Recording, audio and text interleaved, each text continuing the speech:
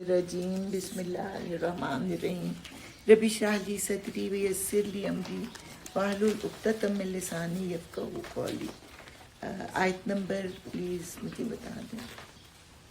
131 سے ختم کیا تھا، 132 سے نہیں، سورہ مائدہ پڑھ رہے تھے۔ جی سورہ المائدہ کی نہیں 131 خالی 31 وہ میری لائن لگی ہوئی تھی۔ چلیں جی، ہم شروع کریں سورہ مائدہ کی آیت نمبر 32 سے۔ 31 ہم نے پڑھ لی ہے اور 32 سے ہم شروع کریں۔ اور اس وقت جو ہم پڑھ رہے تھے وہ حابیل اور قابیل کا قصہ تھا، اور اس سے پہلے تھوڑا سا میں سورہ مائدہ کا انٹروڈکشن پھر سے کروایا تو تھا، لیکن ایک دو باتیں جو تھیں وہ رہ گئی تھیں۔ ایک تو یہ تھا کہ یہ اے لوگوں جو ایمان لائے ہو، 88 میں سے 16 بار اس صورت میں آیا خطاب جو ہے اہل ایمان کے ساتھ۔ آپ کو یاد ہوگا کہ سورہ بقرہ میں یہودی تھے، اور سورہ آل عمران میں نصارہ تھے، اور سورہ نساء میں جو تھے وہ منافقین۔ اور یہاں پہ اب خطاب اہل ایمان سے، اس لیے کہ یہ آخری صورت ہے اور اس میں پوری شریعت جو ہے اس کو خلاصے کے ساتھ جو ہے پیش کیا گیا، اور حضرت عائشہ کا کہنا تھا کہ اس کے احکامات کو محکم مانو، کیونکہ ان میں سے کوئی حکم جو ہے منسوخ نہیں ہوا تو اس میں یہ اس کی ہے۔ اور پھر کل ایک میں نے صورت پڑھی تھی کہ آج میں نے تمہارے دین کو تمہارے لیے مکمل کر دیا، تو وہ آخری آیت نہیں ہے۔ آخری آیت سورہ بقرہ میں آتی ہے کہ ڈرو اس دن سے جس دن کوئی کسی کے کام نہ آئے گا، اور ہر ایک کو اپنے اعمال کا حساب خود دینا پڑے گا۔ آخری وہی جو ہے وہ ہے، لیکن یہ آخری آیتوں میں سے ایک آیت ہے کہ آج تمہارے لیے تمہارے دین کو مکمل کر دیا گیا، اور اس کا مطلب یہ ہے کہ ہمارا دین اب مکمل ہے، اس میں کسی کمی بیشی کی ضرورت نہیں۔ آخری آیت جو تھی یہ بھی حجت الوداع کے موقع پر جی وہ بھی اسی وقت۔ چلیں ابھی ہم پھر شروع کرتے ہیں۔ اچھا، ابھی ہم جب ہم نے اس لیسن کو ختم کیا تھا کل، تو ہم حابیل اور قابیل کا قصہ پڑھ رہے تھے، جس میں یہ تھا کہ قابیل نے حابیل کو قتل کیا، اور اس کے بعد اس کو سمجھ نہیں آ رہی تھی کہ میں اس کو دفن کیسے کروں، اور پھر ایک کوے نے اس کو دکھایا، تب اس کو بہت ندامت ہوئی کہ میں اس کوے جیسا بھی نہ ہوا کہ اپنے بھائی کی لاش کو قتل کرتا۔ اب اس کے بارے میں یہ کہ جو کسی برے کام کا آغاز کرتا ہے، بعد میں جتنے بھی لوگ برے کام کرتے ہیں ان کے گناہ کا ایک حصہ اس برائی کو شروع کرنے والے کو ملتا ہے۔ یعنی زمین میں آج کوئی بھی قتل ہوتا ہے تو اس کا ایک گناہ جو ہے وہ قابیل کو بھی جاتا ہے، اور اسی کے ساتھ ساتھ کوئی نیک کام کی ابتدا کرتا ہے تو جب تک وہ نیکی چلتی رہتی ہے تو ابتدا کرنے والے کو بھی اس میں سے اس کا حصہ ملتا رہتا ہے۔ تو اس لیے ہمیں بہت زیادہ جو ہے محتاط ہونا چاہیے کہ ہم کسی نئی چیز کو اگر انٹروڈیوس کرتے ہیں تو وہ اللہ کی رضا کی چیز ہو، تاکہ ہمارے بعد جتنے لوگ اس کو فالو کریں تو اس کا نیکی کا کچھ حصہ ہمیں بھی ملتا رہے اور برائی سے ہم بچیں۔ اب ہم شروع کرتے ہیں۔ اسی وجہ سے بنی اسرائیل پر ہم نے یہ فرمان لکھ دیا تھا کہ جس نے کسی انسان کو خون کے بدلے یا زمین میں فساد پھیلانے کے سوا کسی اور وجہ سے قتل کیا، اس نے گویا تمام انسانوں کو قتل کر دیا۔ 4 آپشنز ہیں۔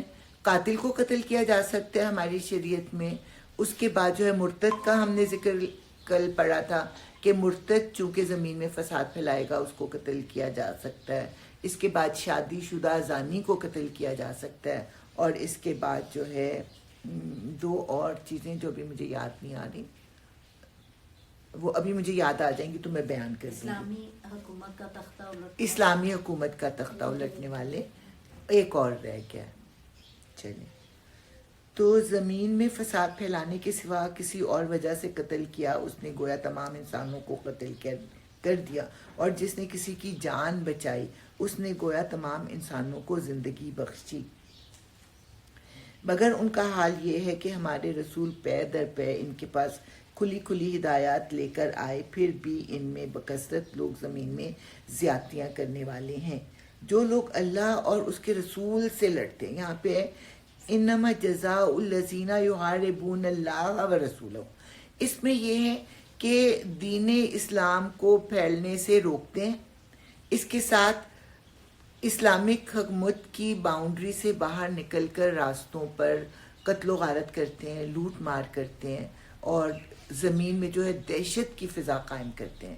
اس کو پھر کہا گیا کہ وہ لوگ جو زمین میں اللہ اور رسول سے لڑتے ہیں اور زمین میں اس لیے تگ و دو کرتے پھرتے ہیں کہ فساد برپا کریں، ان کی سزا یہ، اب دیکھیں کتنی شدید سزا ہے، قتل کیے جائیں یا سولی چڑھائے جائیں یا ان کے ہاتھ اور پاؤں مخالف سمتوں سے کاٹ ڈالے جائیں یا وہ جلا وطن کر دیے جائیں۔ 5 اللہ تعالیٰ نے سزائیں بیک وقت سنائی ہیں، اور اس میں سے اگر 10 لوگوں کا گروپ ایسا کرتا ہے اور اس میں سے ایک آدھا ہی قتل کرے گا نا، لیکن اس قتل کی سزا پورے گروپ کو ملے گی، کیونکہ اس نے جو قتل کیا اپنے ساتھیوں کی مدد پہ یا ان کے بھروسے پہ قتل کیا، تو اگر تو قتل ہوا تو پھر وہ قتل کیے جائیں گے، اگر قتل بھی کیا، مال بھی لوٹ لیا، تو پھر وہ سولی پر چڑھائے جائیں گے، اور وہاں پہ پھر وہ لٹکے رہیں گے کہ دیکھو لوٹ مار کرنے اور قتل کرنے کا انجام کیا ہوتا ہے۔ یہ پھر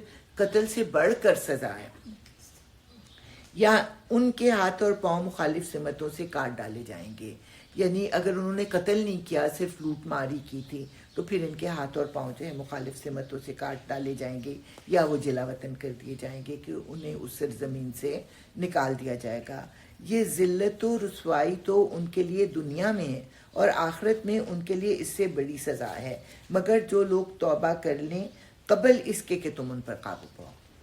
اس سے پہلے کہ انہوں نے ایک بینک لوٹنے کا پروگرام بنایا تھا اور تقریباً وہ پہنچ بھی گئے، اور پھر انہوں نے کہا کہ نہیں یہ کوئی اچھی بات نہیں، اور جا کے پولیس کے پاس اپنے آپ کو پیش کر دیا۔ پولیس نے خود ان کو نہیں پکڑا، بلکہ انہوں نے خود اپنے آپ کو پیش کر دیا، تو پھر ان کے لیے کوئی سزا نہیں۔ تمہیں معلوم ہونا چاہیے کہ اللہ معاف کرنے والا اور رحم فرمانے والا ہے۔ اے لوگو جو ایمان لائے ہو، اللہ سے ڈرو اور اس کی جناب میں باریابی کا ذریعہ تلاش کرو اور اس کی راہ میں جد و جہد کرو، شاید کہ تمہیں کامیابی نصیب ہو۔ اب اس آیت کو بھی اتنا زیادہ جو ہے مس انٹرپریٹ کیا گیا ہے کہ آپ ڈائریکٹ اللہ تعالیٰ سے کچھ نہیں مانگ سکتے، اللہ تعالیٰ سے مانگنے کے لیے وسیلے چاہیے، وسیلوں کے بغیر آپ اپنی دعا اللہ تعالیٰ تک نہیں پہنچا سکتے۔ لیکن یہاں پہ اللہ تعالیٰ نے خود بتا دیا ہے کہ اللہ تعالیٰ تک جانے کا وسیلہ کیا ہے، جاہدو فی سبیلہ، اس کے راستے میں جد و جہد کرو تاکہ تم پھر فلاح پاؤ، تاکہ تم اپنی مرادوں کو پہنچو۔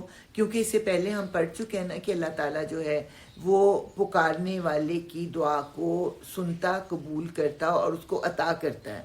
اور اس کے بعد ابھی ہم بعد میں پڑھیں گے کہ اللہ تعالیٰ تو شہرک سے بھی زیادہ نزدیک ہے اپنے بندے کے، تو وہاں پہ وسیلے کی جڑ کٹ جاتی ہے۔ اور وسیلہ کیا ہے؟ اللہ تعالیٰ کی قرب کے لیے اپنے نیک اعمال کو بیان کرنا، اور اس کے بارے میں ہمیں حدیث بھی ملتی ہے، اور وہ واقعہ کافی دفعہ میں نے بیان کیا کہ 3 لوگ ایک غار میں پھنس گئے، ایک بڑے پتھر نے اس غار کا منہ بند کر دیا۔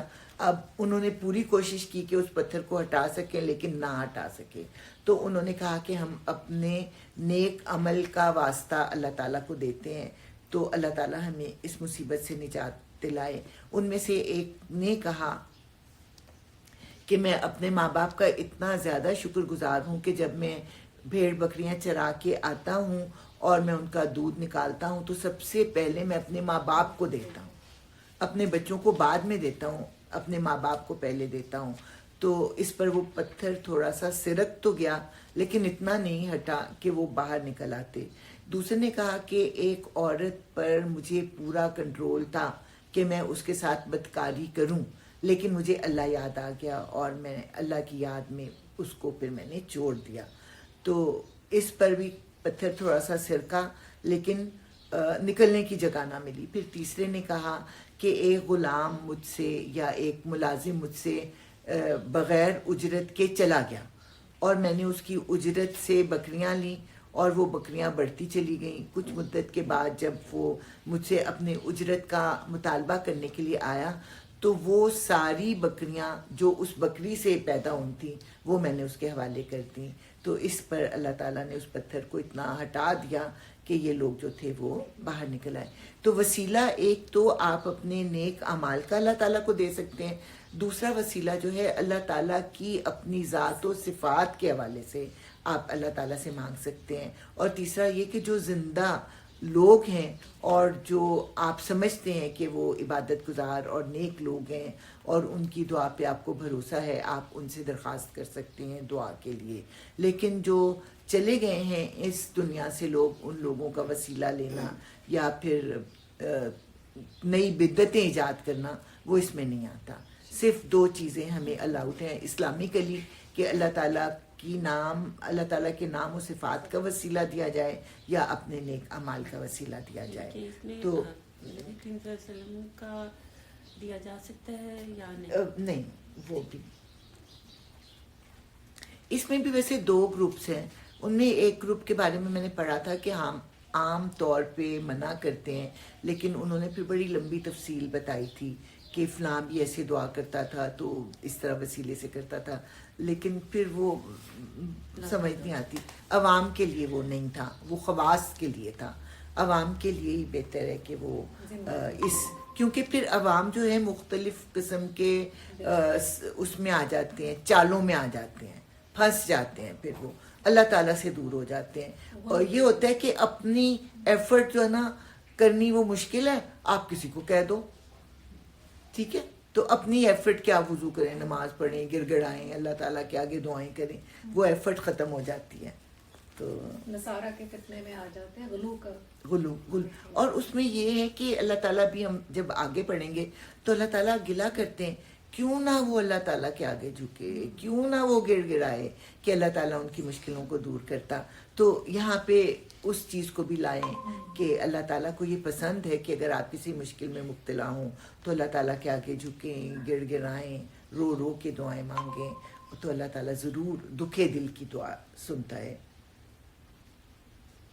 اے لوگوں جو ایمان لائے ہو, اللہ سے ڈرو اور اس کی جناب میں باریابی کا ذریعہ تلاش کرو اور اس کی راہ میں جد و جہد کرو. تو باریابی کس طرح سے حاصل ہوگی؟ اس کی راہ میں جد و جہد کر کے, شاید کہ تمہیں کامیابی نصیب ہو جائے. خوب جان لو کہ جن لوگوں نے کفر کا رویہ اختیار کیا ہے, اگر ان کے قبضے میں ساری زمین کی دولت ہو اور اتنی ہی اور اس کے ساتھ, اور وہ چاہیں کہ اسے فدیے میں دے کر روز قیامت کے عذاب سے بچ جائیں, تب بھی وہ ان سے قبول نہ کی جائے گی اور انہیں دردناک سزا مل کر رہے گی. وہ چاہیں گے کہ دوزخ کی آگ سے نکل بھاگیں مگر نہ نکل سکیں گے اور انہیں قائم رہنے والا عذاب دیا جائے گا. اور چور, خواہ عورت ہو یا مرد, دونوں کے ہاتھ کاٹ دو. اب یہ وحشیانہ سزائیں جو ہیں وہ کہلائی جاتی ہیں اسلام کی. لوگ یہ بھول جاتے ہیں کہ چوری کرنے سے معاشرے کو کتنی تکلیف ہوتی ہے. ان کو صرف اس تکلیف کا احساس ہے جو اس شخص کو ہوگی جس نے کہ برا کام کیا, لیکن اس شخص کا ہاتھ کٹنے سے اس کو خود بھی عبرت ملے گی اور دوسرے لوگوں کو بھی عبرت ملے گی اور وہ اس کام سے رکیں گے. آپ اعداد و شمار کو دیکھیں تو سعودی عرب میں یہ سزائیں چونکہ رائج ہیں, اس وجہ سے وہاں پہ کرائم ریٹ جو ہے وہ بہت کم ہے. اور اس کے برعکس ہم اعلیٰ سے اعلیٰ تہذیب میں بھی جاتے ہیں, امریکہ اور کینیڈا اور یو ایس میں بھی ادھر بھی جاتے ہیں, ہم لنڈن میں بھی جاتے ہیں, تو وہاں بھی یہ کام ہوتے ہیں, ہر طرح کے کام ہوتے ہیں برے, چوری چکاری اور ہر طرح کی چیزیں وہاں بھی ہوتی ہیں. اور کوئی اتنا زیادہ پرسان حال بھی نہیں ہوتا. ہمیں فلموں میں تو ایسے لگتا ہے نا کہ وہ جی پورے الرٹ ہو جاتے ہیں, پوری ان کی پولیس مجرم کا پیچھا کرنے لگ جاتی ہے. وہ بالکل خواب ہے, ایسا نہیں ہے. وہاں پہ بھی کوئی کسی کو نہیں پوچھتا. تو خواہ چور, لیکن جب ہاتھ کاٹا جائے گا تو کیا ہوگا؟ عبرت ہوگی کہ اگر میں پکڑا گیا تو میرا بھی ہاتھ کاٹا جائے گا. تو دونوں کے ہاتھ کاٹ دو, یہ ان کی کمائی کا بدلہ ہے اور اللہ تعالیٰ کی طرف سے عبرت ناک سزا. عبرت ناک کا مطلب ہوتا ہے کہ دوسرے لوگ جو ہیں وہ ڈر جائیں. اللہ کی قدرت سب پر غالب ہے اور وہ دانا و بینا ہے. پھر جو ظلم کرنے کے بعد توبہ کرے اور اپنی اصلاح کر لے تو اللہ کی نظر عنایت پھر اس پر مائل ہو جائے گی. لیکن کسی نے چوری کی تو اس نے دو جرم کیے. ایک تو اس نے جرم کیا, دوسرا اس نے گناہ کیا. اب یہ کہنا کہ اب چور نے توبہ کر لی تھی, اللہ تعالیٰ نے تو کہا ہے میں معاف کر دوں گا, ٹھیک ہے, اللہ تعالیٰ نے گناہ معاف کیا ہے. جرم کی سزا مل کے رہتی ہے, کیونکہ جرم جو ہے وہ لوگوں کے حق میں کمی ہے. تو اللہ تعالیٰ کبھی بھی بندوں کے حق میں کمی نہیں ہونے دیتا. اپنی ذات سے وہ کسی کو معاف کرے تو کرتا ہے, اللہ تعالیٰ کرے گا بھی, لیکن جرم کی سزا مل کے رہے گی. یہ نہیں کہ چور پکڑا گیا اور کہ میں نے توبہ کر لی ہے, میں معافی مانگتا ہوں, تو اس کو جرم کی سزا نہ دی جائے, اس کو جرم کی سزا دی جائے گی.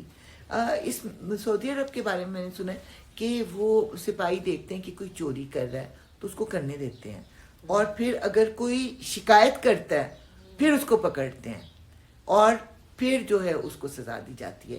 اس کے بارے میں ایک ہمیں واقعہ بھی ملتا ہے, شاید حضور کے زمانے کا یا بعد کا ہے, کہ ایک شخص نے کسی کی چادر چوری کر لی. اس نے جو ہے پولیس کو یا جو بھی ہوگا قاضی اس کو شکایت کی, اور پھر قاضی نے ہاتھ کاٹنے کا حکم دیا. تو اب اس کو بڑا افسوس ہوا کہ ایک چادر کی خاطر ایک بندے کا ہاتھ کاٹا جائے گا. اس نے قاضی سے درخواست کی کہ آپ اس کا ہاتھ نہ کاٹیں, میں نہیں چاہتا کہ صرف چادر کے بدلے جو ہے چور کا ہاتھ کاٹا جائے. تو قاضی نے کہا کہ تم آپس میں پہلے فیصلہ کرتے, اب میرے پاس فیصلہ آیا تو میں تو حق کے مطابق فیصلہ کروں گا. تم نے جو انڈرسٹینڈنگ کرنی تھی نا, میرے پاس آنے سے پہلے کرنی تھی. تو اس پر ہم اس چیز کو کر سکتے ہیں کہ وہ چوری کرتے دیکھتے ہیں اور آنکھیں بند کر لیتے ہیں, تاکہ آپس میں وہ معاملہ طے کریں. اگر معاملہ ہمارے پاس آئے گا تو پھر ہم انصاف کے مطابق فیصلہ کریں گے.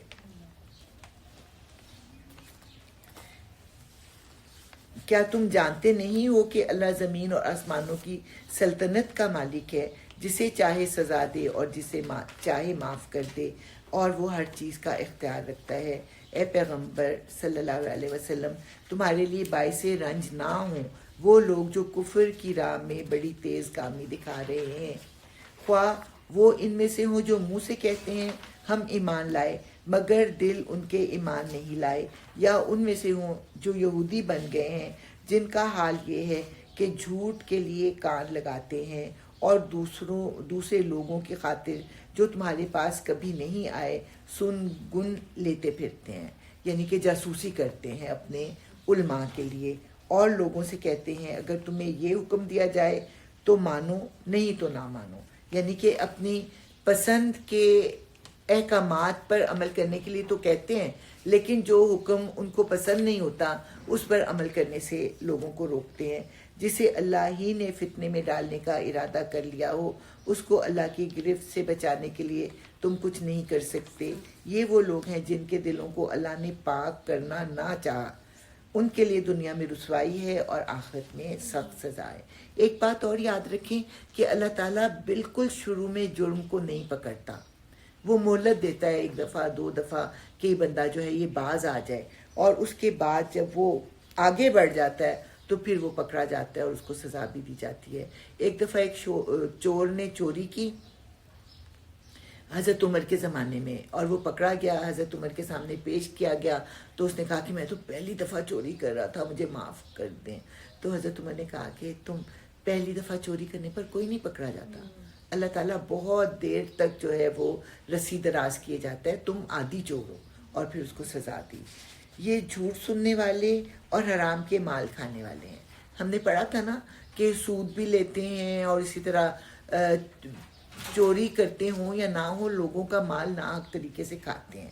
اس کے بارے میں اللہ تعالیٰ یہ بیان کر رہے ہیں کہ جھوٹ سننے والے اور حرام کے مال کھانے والے ہیں, لہٰذا اگر یہ تمہارے پاس اپنے مقدمات لے کر آئیں تو تمہیں اختیار دیا جاتا ہے کہ چاہو ان کا فیصلہ کرو ورنہ انکار کر دو تو یہ تمہارا کچھ بگاڑ نہیں سکتے, اور فیصلہ کرو تو پھر ٹھیک انصاف کے ساتھ کرو کہ اللہ انصاف کرنے والوں کو پسند کرتا ہے.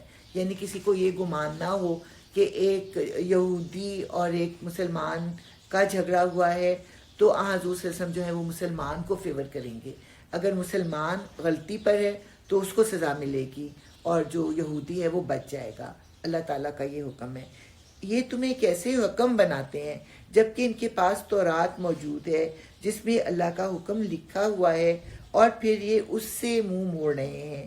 اصل بات یہ ہے کہ یہ لوگ ایمان ہی نہیں رکھتے.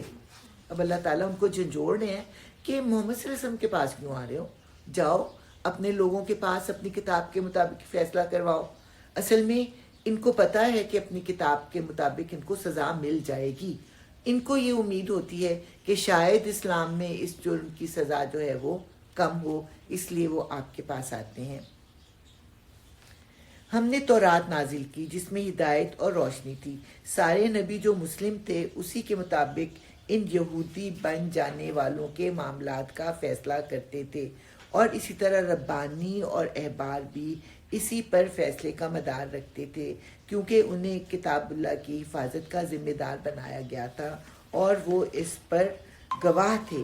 بس اے گروہ یہود, تم لوگوں سے نہ ڈرو بلکہ مجھ سے ڈرو, اور میری آیات کو ذرا ذرا سے معاوضے لے کر بیچنا چھوڑ دو. جو لوگ اللہ کے نازل کردہ قانون کے مطابق فیصلہ نہ کریں وہی کافر ہیں.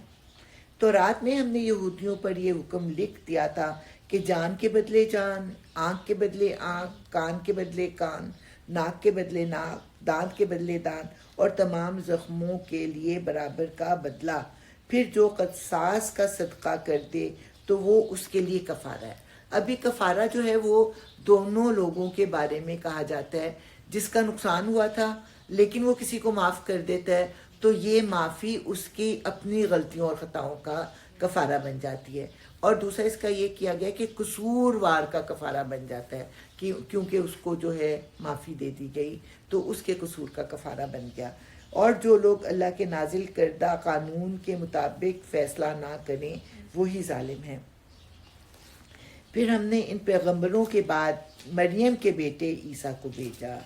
تورات میں سے جو کچھ اس کے سامنے موجود تھا وہ اس کی تصدیق کرنے والا تھا, اور ہم نے اس کو انجیل عطا کی جس میں رہنمائی اور روشنی تھی, اور وہ بھی تورات میں سے جو کچھ اس وقت موجود تھا اس کی تصدیق کرنے والی تھی.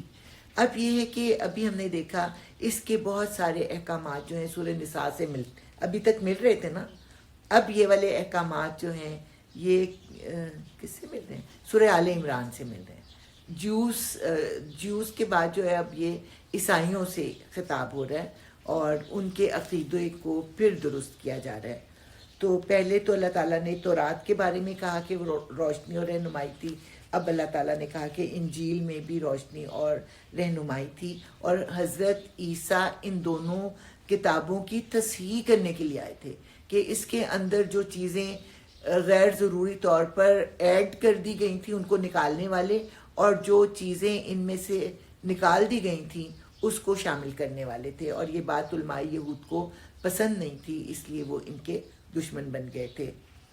اور خدا ترس لوگوں کے لیے سراسر ہدایت اور نصیحت تھی. ہمارا حکم تھا کہ اہل انجیل اس قانون کے مطابق فیصلہ کریں جو اللہ نے اس میں نازل کیا ہے, اور جو لوگ اللہ کے نازل کردہ قانون کے مطابق فیصلہ نہ کریں وہی فاسق ہیں. پھر اے محمد صلی اللہ علیہ وسلم, ہم نے تمہاری طرف یہ کتاب بھیجی جو حق لے کر آئی ہے, اور الکتاب میں سے جو کچھ اس کے آگے موجود ہے اس کی تصدیق کرنے والی اور اس کی محافظ و نگہبان ہے. یعنی قرآن جو ہے وہ بالکل کینسل نہیں کرتا تورات اور انجیل کو. تورات اور انجیل میں جو چیزیں لوح محفوظ کے مطابق ابھی تک موجود ہیں وہ اس کی تصدیق کرنے والی ہے اور اس کی محافظ و نگہبان ہے. یعنی کہ ہم یہود و نصارہ کے جو احکامات ہیں ان کو اس کی کسوٹی پر تول سکتے ہیں. اگر کوئی حکم قرآن کے مطابق ہے تو وہ اللہ کی طرف سے ہے, اور اگر وہ قرآن کے مخالف ہے یا قرآن کے احکامات کے خلاف جاتا ہے تو وہ پھر اللہ تعالیٰ کی لوح محفوظ کا نہیں ہو سکتا. لہٰذا تم خدا کے نازل کردہ قانون کے مطابق لوگوں کے معاملات کا فیصلہ کرو, اور جو حق تمہارے پاس آیا ہے اس سے منہ موڑ کر ان کی خواہشات کی پیروی نہ کرو. ہم نے تم میں سے ہر ایک کے لیے ایک شریعت اور راہ عمل مقرر کی. اگرچہ تمہارا خدا چاہتا تو تم سب کو ایک امت بھی بنا سکتا تھا، یعنی کہ اختلاف کی حس انسان میں سے ختم کر دیتا، حس ختم ہو جاتی تو سب ایک ہی طریقے پر چلتے. لیکن انسان کی پیدائش کا مقصد کیا تھا کہ اچھائی اور برائی کی پہچان فطرت میں رکھی، رسولوں اور نبیوں کے ذریعے سے پھر یہ ظاہر کر دیا کہ کون سی چیزیں اللہ کو پسند ہیں اور کون سی چیزیں اللہ کو پسند نہیں، اور فیصلہ جو تھا وہ بندے کے اوپر چھوڑا کہ وہ اپنے ارادہ اور اختیار سے اچھائی کو اپناتا ہے یا برائی کو اپناتا ہے، اور اس کے مطابق پھر آخرت میں اس کو سزا اور جزا ملے گی. اگرچہ تمہارا خدا چاہتا تو تم سب کو ایک امت بھی بنا سکتا تھا، لیکن اس نے یہ اس لیے کیا کہ جو کچھ اس نے تم لوگوں کو دیا ہے اس میں تمہاری آزمائش کرے، لہٰذا بھلائیوں میں ایک دوسرے سے سبقت لے جانے کی کوشش کرو. دنیا کمانے کے لیے تو تم دوڑ میں لگے ہوئے ہو کہ میری ہر چیز جو ہے وہ دوسرے سے بہتر ہو جائے. اصل میں تمہیں کیا ہونا چاہیے؟ فَاسْتَبِقُوا الْخَيْرَاتِ، یہ دوسری دفعہ یہ حکم آیا کہ نیکیوں کو جمع کرنے کی دوڑ لگاؤ. آخر کار تم سب کو خدا کی طرف پلٹ کر جانا ہے. دنیا میں اگر تم نے بہترین سے بہترین چیز بھی حاصل کر لی تو وہ یہی رہ جانے والی ہے، اور نیکیاں جو ہیں وہ اللہ تعالیٰ کے سامنے تمہارے درجے کو بڑھائیں گی. پھر وہ تمہیں اصل حقیقت بتا دے گا جس میں تم اختلاف کرتے رہے ہو. بس اے محمد صلی اللہ علیہ وسلم، تم اللہ کے نازل کردہ قانون کے مطابق ان لوگوں کے معاملات کا فیصلہ کرو اور ان کی خواہشات کی پیروی نہ کرو. ہوشیار رہو کہ یہ لوگ تم کو فتنے میں ڈال کر اس ہدایت سے ذرا برابر منحرف نہ کرنے پائیں جو خدا نے تمہاری طرف نازل کی ہے. پھر اگر یہ اس سے منہ موڑیں تو جان لو کہ اللہ نے ان کے بعض گناہوں کی پاداش میں ان کو مبتلا مصیبت کرنے کا ارادہ ہی کر لیا ہے، اور یہ حقیقت ہے کہ ان لوگوں میں سے اکثر فاسق ہیں. اگر یہ خدا کے قانون سے منہ موڑتے ہیں تو کیا پھر جاہلیت کا فیصلہ چاہتے ہیں؟ حالانکہ جو لوگ اللہ پر یقین رکھتے ہیں ان کے نزدیک اللہ سے بہتر فیصلہ کرنے والا کوئی نہیں. جاہلیت سے حضور صلی اللہ علیہ وسلم کی نبوت سے پہلے کے زمانے کو کہتے ہیں، اور اس زمانے کے احکام جو ہوتے ہیں، رواج ہوتے ہیں یا قانون ہوتے ہیں یا طریقہ ہوتا ہے انصاف کا، اس کو زمانہ جاہلیت کے احکامات کہا جاتا ہے. اور نبوت کے بعد کا زمانہ جو ہے وہ روشنی کا زمانہ کہلاتا ہے. اے لوگوں جو ایمان لائے ہو، یہودیوں اور عیسائیوں کو اپنا رفیق نہ بناؤ، یہ آپس ہی میں ایک دوسرے کے رفیق ہیں. تھیوریٹیکلی یہ ایک دوسرے کے سب سے بڑے دشمن ہیں، یعنی ایک کا نبی اور دوسرے نے اس کو قتل کر دیا، بالکل مخالف ہیں یہ. لیکن یہ جب اکٹھے ہوتے ہیں تو کیوں اکٹھے ہوتے ہیں؟ صرف ایک ایجنڈے پر، مسلمانوں کی دشمنی کے لیے. دشمن کا دشمن دوست. دشمن کا دشمن جو ہے وہ دوست. اور اگر تم میں سے کوئی ان کو اپنا رفیق بناتا ہے تو اس کا شمار بھی انہی میں ہے. یقیناً اللہ ظالموں کو اپنی رہنمائی سے محروم کر دیتا ہے. تم دیکھتے ہو کہ جن کے دلوں میں نفاق کی بیماری ہے وہ انہی میں دوڑ دھوپ کرتے پھرتے ہیں. اب دیکھیں، پہلے یہودیوں سے خطاب آیا نا، جو یہودی بن گئے. اس کے بعد پھر تھوڑا سا خطاب جو تھا وہ نصارہ سے آیا. اب منافقین سے خطاب آ رہا ہے. تم دیکھتے ہو کہ جن کے دلوں میں نفاق کی بیماری ہے وہ انہی میں دوڑ دھوپ کرتے پھرتے ہیں. کہتے ہیں ہمیں ڈر لگتا ہے کہیں ہم کسی مصیبت کے چکر میں نہ پھنس جائیں، مگر بعید نہیں کہ اللہ جب تمہیں فیصلہ کن فتح بخشے گا یا اپنی طرف سے کوئی اور بات ظاہر کرے گا تو یہ لوگ اپنے اس نفاق پر جسے یہ دلوں میں چھپائے ہوئے ہیں نادم ہوں گے. اور اس وقت اہل ایمان کہیں گے، کیا یہ وہی لوگ ہیں جو اللہ کے نام سے کڑی کڑی قسمیں کھا کر یقین دلاتے تھے کہ ہم تمہارے ساتھ ہیں؟ ان کے سب اعمال ضائع ہو گئے اور آخر کار یہ ناکام و نامراد ہو کر رہے. تو یہ دوہری گیم کھیلتے تھے، کافروں کو بھی خوش رکھتے تھے اور مسلمانوں کو بھی خوش رکھنا چاہتے تھے. اور جب بھی موقع ملتا کافروں کو اکساتے کہ وہ مسلمانوں کو نقصان پہنچائیں، اور جب وہ رنگے ہاتھوں پکڑے جاتے تو پھر وہ خوب معذرتیں وغیرہ کرتے اور کڑی قسمیں کھا کر یقین دلاتے کہ ہم تمہارے ساتھ ہیں، تو ان کی منافقت کی وجہ سے ان کے نیک اعمال ضائع ہو گئے. کیونکہ نمازیں تو یہ پڑھتے تھے، صدقہ خیرات بھی کرتے تھے، اور بھی کچھ اچھے کام کرتے ہوں گے، لیکن نفاق کی وجہ سے ان کے سارے نیک اعمال ضائع ہو گئے اور آخر کار یہ ناکام و نامراد ہو کر رہے. اے لوگو جو ایمان لائے ہو، اگر تم میں سے کوئی اپنے دین سے پھرتا ہے تو پھر جائے.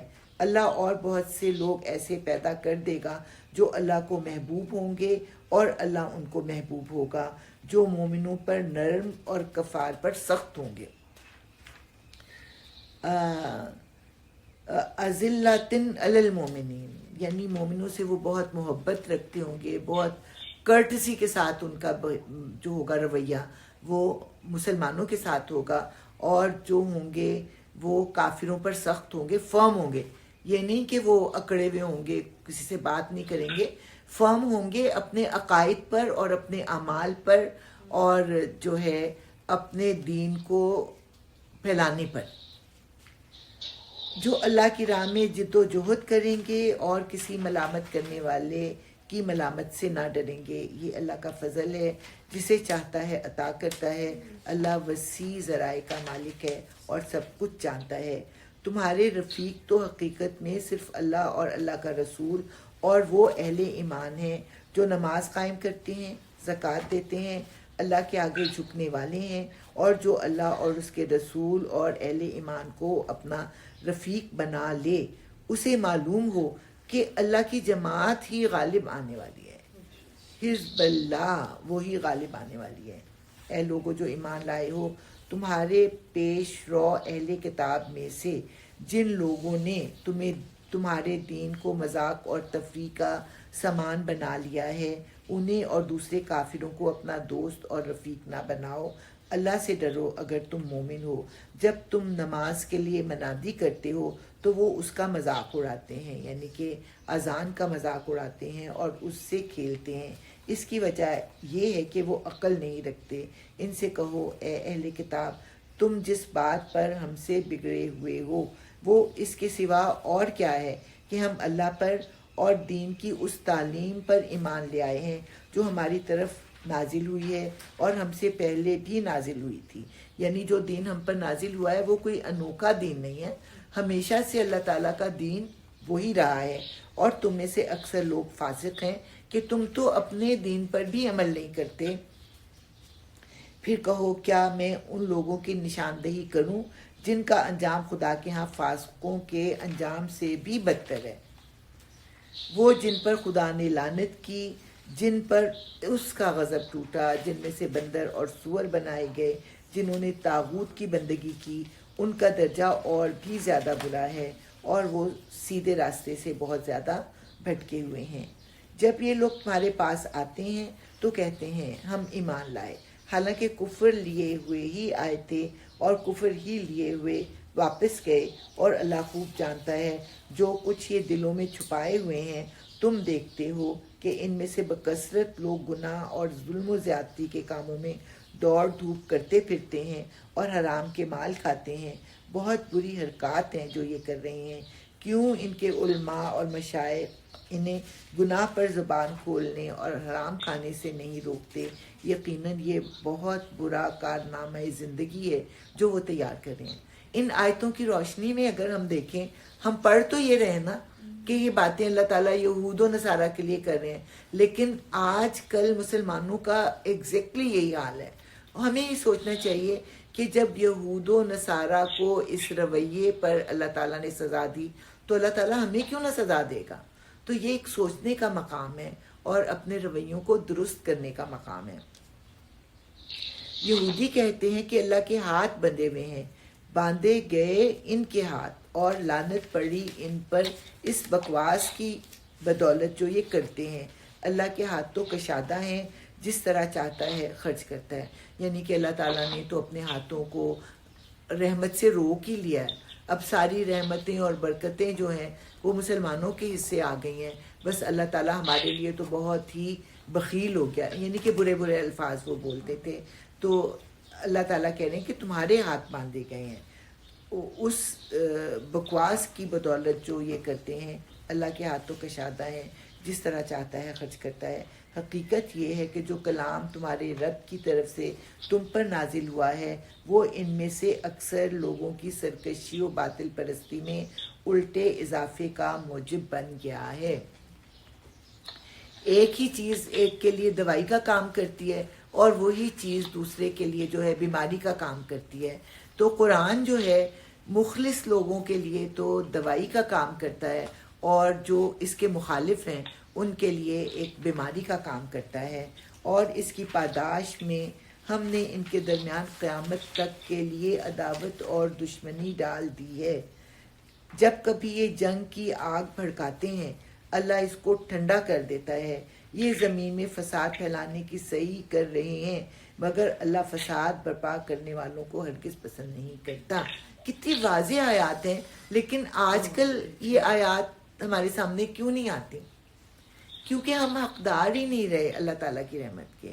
اس وجہ سے اللہ تعالیٰ ہمیں خوب جو ہے ان کے ہاتھوں پٹوا رہا ہے۔ آپ کو یاد ہے ابھی سورہ بنی اسرائیل جب ہم پڑھیں گے کہ اللہ تعالیٰ کی فیورٹ امت تھی، ان کو فلسطین میں آباد کیا، لیکن جب انہوں نے بدعمالیاں اور بد عقیدگی اختیار کی تو اپنی یہ مسلم تھے نا ویسے تو، نان مسلم کے ہاتھوں ان کی پٹائی کروائی، اور وہی پٹائی جو ہے آج ہماری ہو رہی ہے۔ کہنے کو ہم مسلمان ہیں اور نان مسلم کے ہاتھوں ہماری پٹائی اس لیے ہو رہی ہے کہ ہمارے اپنے اعمال درست نہیں ہیں۔ اگر اس سرکشی کی بجائے یہ اہل کتاب ایمان لے آتے اور خدا ترسی کی روش اختیار کرتے تو ہم ان کی برائیاں ان سے دور کر دیتے اور ان کو نعمت بھری جنتوں میں پہنچاتے۔ کاش انہوں نے تورات اور انجیل اور ان دوسری کتابوں کو قائم کیا ہوتا، یعنی خود بھی ان پر عمل کیا ہوتا اور اپنے معاشرے میں ان کے مطابق قانون بھی نافذ کیے ہوتے جو ان کے رب کی طرف سے ان کے پاس بھیجی گئی تھیں۔ ایسا کرتے تو ان کے لیے اوپر سے رزق برستا اور نیچے سے ابلتا۔ اوپر سے بارشیں ہوتی، یعنی کہ نہ جو ضرورت کے مطابق بارشیں ہوتی، اور نیچے سے پھر خوب فصلیں نکلتی اور زمین اپنی پیداوار، اپنی معدنیات ان کے اوپر جو ہے وہ نچاور کرتی۔ اگرچہ ان میں کچھ لوگ راست رو بھی ہیں، لیکن ان کی اکثریت سخت بد عمل ہے۔ اے پیغمبر صلی اللہ علیہ وآلہ وسلم، جو کچھ تمہارے رب کی طرف سے تم پر نازل کیا گیا ہے وہ لوگوں تک پہنچا دو۔ اگر تم نے ایسا نہ کیا تو اس کی پیغمبری کا حق ادا نہ کیا۔ اللہ تم کو لوگوں کے شر سے بچانے والا ہے۔ یقین رکھو کہ وہ کافروں کو تمہارے مقابلے میں کامیابی کی راہ ہرگز نہ دکھائے گا۔ صاف کہہ دو اے اہل کتاب، تم ہرگز کسی اصل پر نہیں ہو، کیونکہ تم اللہ کے دین پر عمل نہیں کر رہے تو تمہارا جو ہے کوئی مقام نہیں ہے جب تک کہ تورات اور انجیل اور ان دوسری کتابوں کو قائم نہ کرو جو تمہارے رب کی طرف سے نازل کی گئی ہیں۔ ضرور ہے کہ یہ فرمان جو تم پر نازل کیا گیا ہے ان میں سے اکثر کی سرکشی اور انکار کو اور زیادہ بڑھا دے۔ یعنی یہاں حضور صلی اللہ علیہ وسلم سے کہا جا رہا ہے کہ اس قرآن کی وجہ سے ان کی سرکشی اور انکار اور بھی زیادہ بڑھ جائے گا، مگر انکار کرنے والوں کے حال پر کچھ افسوس نہ کرو۔ یقین جانو کہ یہاں اجارہ کسی کا بھی نہیں، مسلمان ہوں یا یہودی، صابی ہوں یا عیسائی، جو بھی اللہ اور روز آخر پر ایمان لائے گا اور نیک عمل کرے گا، بے شک اس کے لیے نہ کسی خوف کا مقام ہے نہ رنج کا۔ اسی طرح کی آیت ہم نے پہلے سپارے میں بھی پڑھی تھی نا، وہاں پہ میں نے ایکسپلین کیا تھا کہ اگلے نبی پر ایمان لانا ضروری ہوتا ہے۔ اگلے رسول کے آنے تک جو لوگ اللہ کی کتاب پر عمل کرتے ہیں تو یہ بشارت ان لوگوں کے لیے، لیکن ان کی کتاب کے مطابق ان کو حکم دیا گیا ہے کہ جب اگلا رسول اگلی کتاب آئے تو اس پر ایمان لانا ہے، اور یہ اس پر ایمان نہیں لاتے تو اللہ تعالیٰ کے اس وعدے سے یہ نکل جاتے ہیں۔ اللہ تعالیٰ کا وعدہ پھر ان لوگوں کے لیے نہیں ہے۔ ہم نے بنی اسرائیل سے پختہ عہد لیا اور ان کی طرف بہت سے رسول بھیجے، مگر جب کبھی ان کے پاس کوئی رسول ان کی خواہشات نفس کے خلاف کچھ لے کر آیا تو کسی کو انہوں نے جھٹلایا اور کسی کو قتل کر دیا اور اپنے نزدیک یہ سمجھے کہ کوئی فتنہ رونما نہ ہوگا، یعنی اللہ تعالیٰ ان کو کوئی سزا نہ دے گا، اس لیے اندھے اور بہرے بن گئے۔ پھر اللہ نے انہیں معاف کیا۔ جب بنی اسرائیل کی سورہ بنی اسرائیل میں اللہ تعالیٰ کہتے ہیں کہ تم نے اپنے اعمال کو درست کیا تو ہم نے تم پر رحم کیا، تمہیں دوبارہ عروج دیا۔ تو اسی طرح اللہ نے انہیں معاف کیا تو ان میں سے اکثر لوگ اور زیادہ اندھے اور بہرے بنتے چلے گئے۔ دوبارہ عروج کے بعد یہ دوبارہ پھر گمراہی میں مبتلا ہو گئے۔ اللہ ان کی یہ سب حرکات دیکھتا رہا ہے۔ یقیناً کفر کیا ان لوگوں نے جنہوں نے کہا اللہ مسیح ابن مریم ہی ہے، کہ اللہ تعالیٰ جو ہے عیسیٰ کی شکل میں نیچے آ گیا، حالانکہ مسیح نے کہا تھا اے بنی اسرائیل اللہ کی بندگی کرو جو میرا رب بھی ہے اور تمہارا رب بھی۔ کس وقت کہا تھا حضرت عیسیٰ نے کہ مجھے رب مانو؟ اس نے تو یہی کہا تھا اس اللہ کو رب مانو جو تمہارا بھی رب ہے اور میرا رب بھی۔ جس نے اللہ کے ساتھ کسی کو شریک ٹھہرایا اس پر اللہ نے جنت حرام کر دی اور اس کا ٹھکانہ جہنم ہے، اور ایسے ظالموں کا کوئی مددگار نہیں۔ یقیناً کفر کیا ان لوگوں نے جنہوں نے کہا اللہ تین میں کا ایک ہے، یعنی ان کا عقیدہ آج بھی ہے کہ اللہ جو ہے وہ تین چیزوں سے مل کر مکمل ہوتا ہے، اللہ اور حضرت عیسیٰ اور روح القدس۔ ان میں سے اگر کوئی کم ہو تو پھر اللہ کم ہو جاتا ہے۔ کتنی نامعقول قسم کی بات ہے۔ تو اللہ تعالیٰ کہہ رہے ہیں کہ ان لوگوں نے کفر کیا جو اس عقیدے کو اپنایا، حالانکہ ایک خدا کے سوا کوئی خدا نہیں ہے۔ اگر یہ لوگ اپنی ان باتوں سے باز نہ آئے تو ان میں سے جس نے کفر کیا ہے اس کو دردناک سزا دی جائے گی۔ پھر کیا یہ اللہ سے توبہ نہ کریں گے اور اس سے معافی نہ مانگیں گے؟ اللہ بہت درگزر فرمانے والا اور رحم کرنے والا ہے۔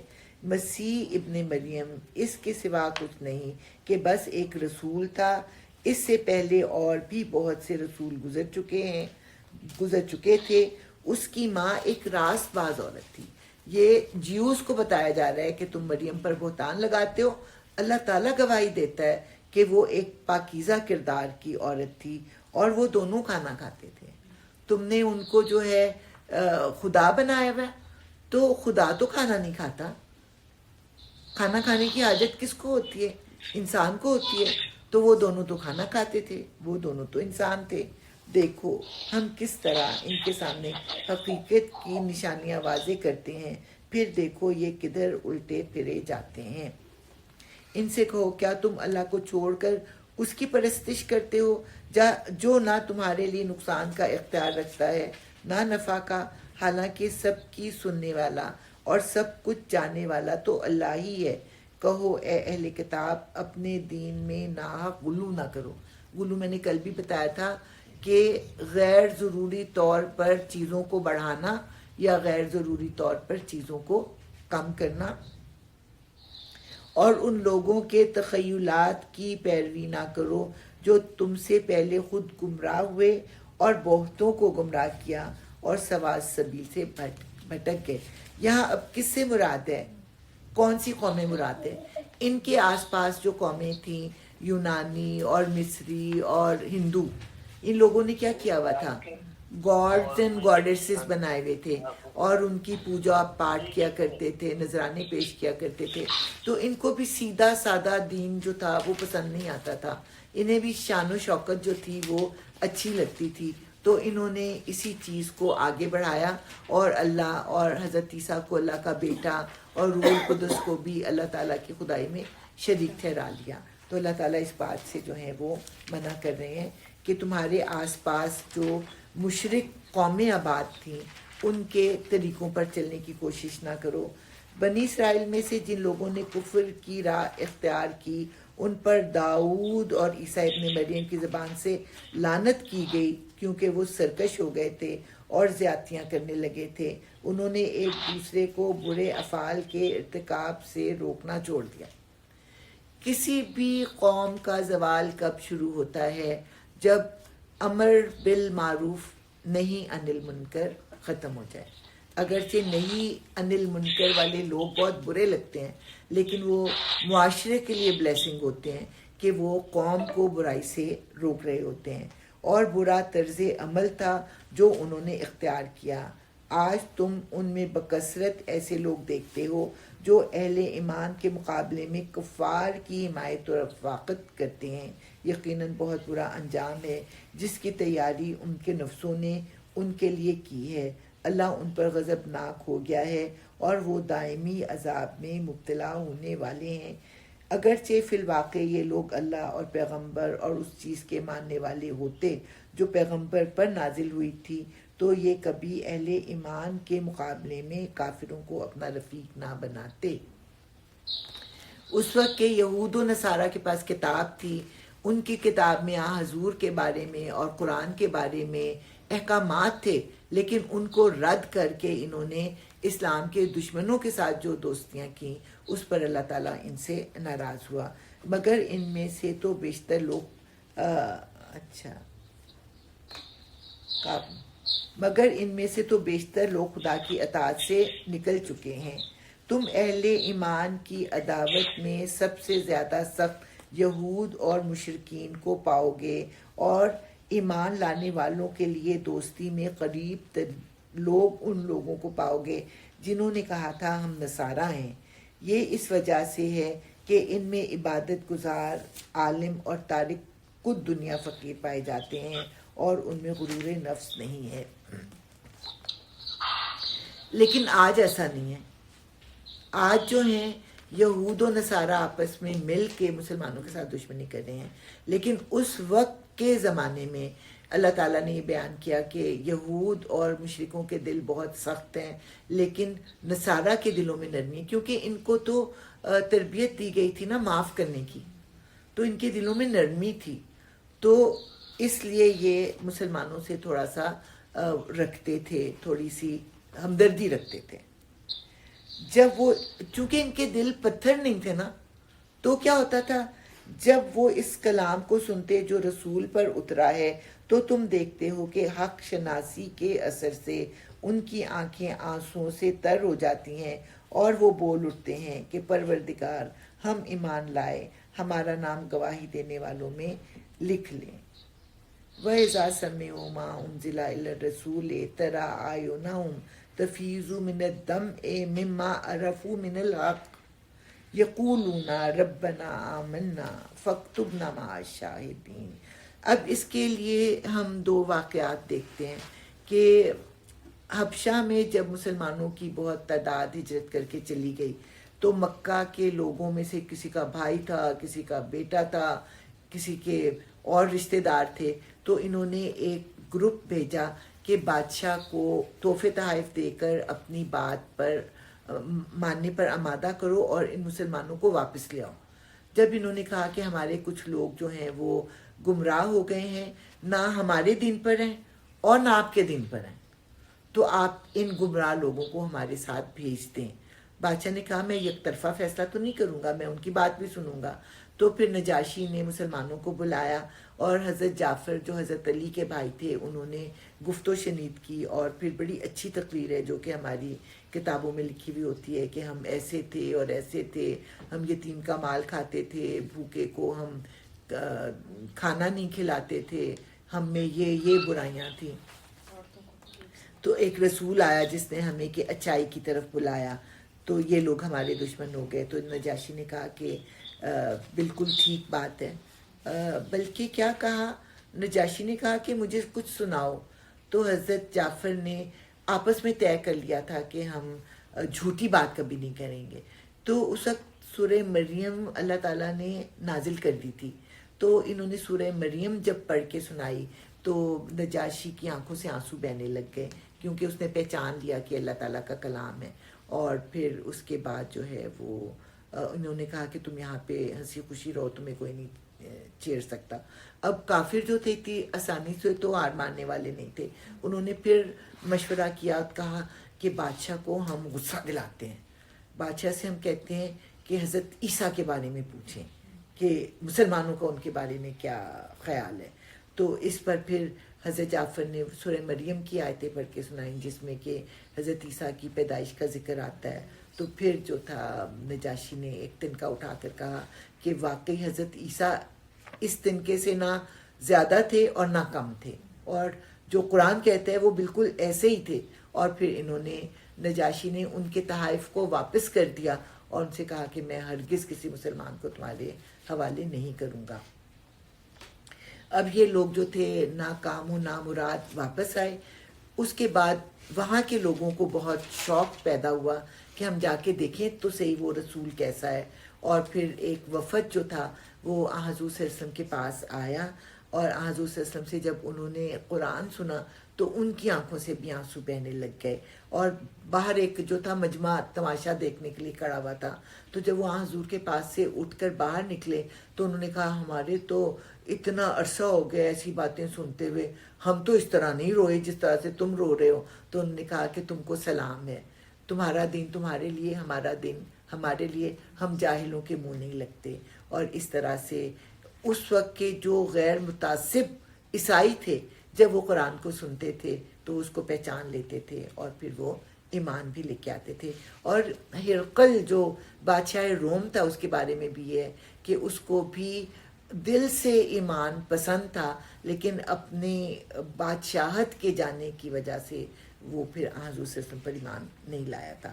تو یہاں پہ اللہ تعالیٰ نے کہا کہ دوستی میں قریب تر ان لوگوں کو پاؤ گے جنہوں نے کہا تھا کہ ہم نصارہ ہیں، یہ اس وجہ سے کہ ان میں عبادت گزار عالم اور تارک الدنیا فقیر پائے جاتے ہیں اور ان میں غرور نفس نہیں ہے.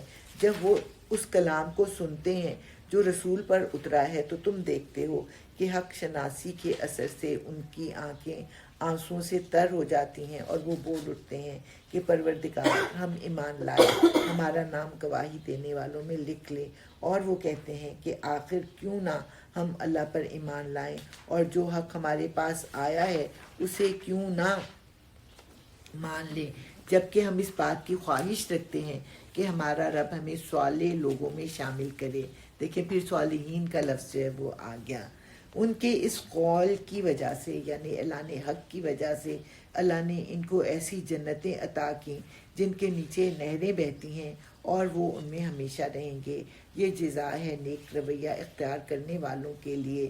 رہے وہ لوگ جنہوں نے ہماری آیات کو ماننے سے انکار کیا اور انہیں جھٹلایا تو وہ جہنم کے مستحق ہیں.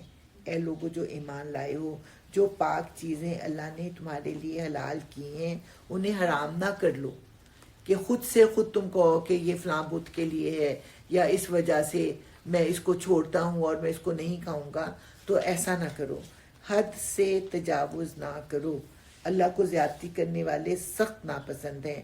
جو کچھ حلال و طیب رزق اللہ نے تم کو دیا ہے اسے کھاؤ پیو اور اس خدا کی نافرمانی سے بچتے رہو جس پر تم ایمان لائے ہو. آج کل ایک سبق ہے اس میں. آج کل ہمیں کہا جا رہا ہے، کیا کہا جا رہا ہے؟ ڈیری جو ہے وہ کرتی ہے انفلمیشن کرتی ہے، اور جو ہے ویٹ انفلمیشن کرتی ہے، اور شوگر جو ہے انفلمیشن کرتی ہے. تو ان چیزوں کو چھوڑو. اور پھر ہم جب ڈائٹنگ کرتے ہیں تو فلانی چیز نہیں کھاتے، تو فلانی چیز نہیں کھاتے، فلانی چیز نہیں کھاتے. یہاں پہ آئے گا کھاؤ اور پیو، حد سے آگے نہ بڑھو. ابھی آگے آئے گا یا ابھی آ جائے گا. تو یہ کہ ہم سارا کچھ کھائیں لیکن اگر حدود میں کھائیں ہمیں کچھ نہیں ہوگا. لیکن جب ہم زیادتی کرتے ہیں پھر اس زیادتی کو دور کرنے کے لیے ایک اور زیادتی کرتے ہیں اپنے ساتھ اور اپنا جو ہے وہ سسٹم بگاڑ لیتے ہیں.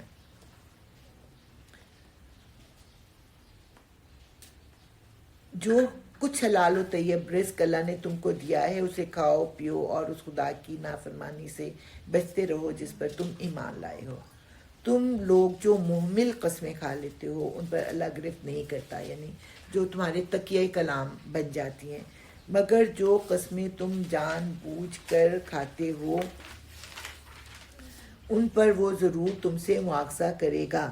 ایسی قسم توڑنے کا کفارہ یہ ہے کہ 10 مسکینوں کو وہ اوسط درجے کا کھانا کھلاؤ جو تم اپنے بال بچوں کو کھلاتے ہو، یا انہیں کپڑے پہناؤ 10 لوگوں کو. یا ایک غلام آزاد کرو جو اس کی استطاعت نہ رکھتا ہو وہ 3 دن کے روزے رکھے.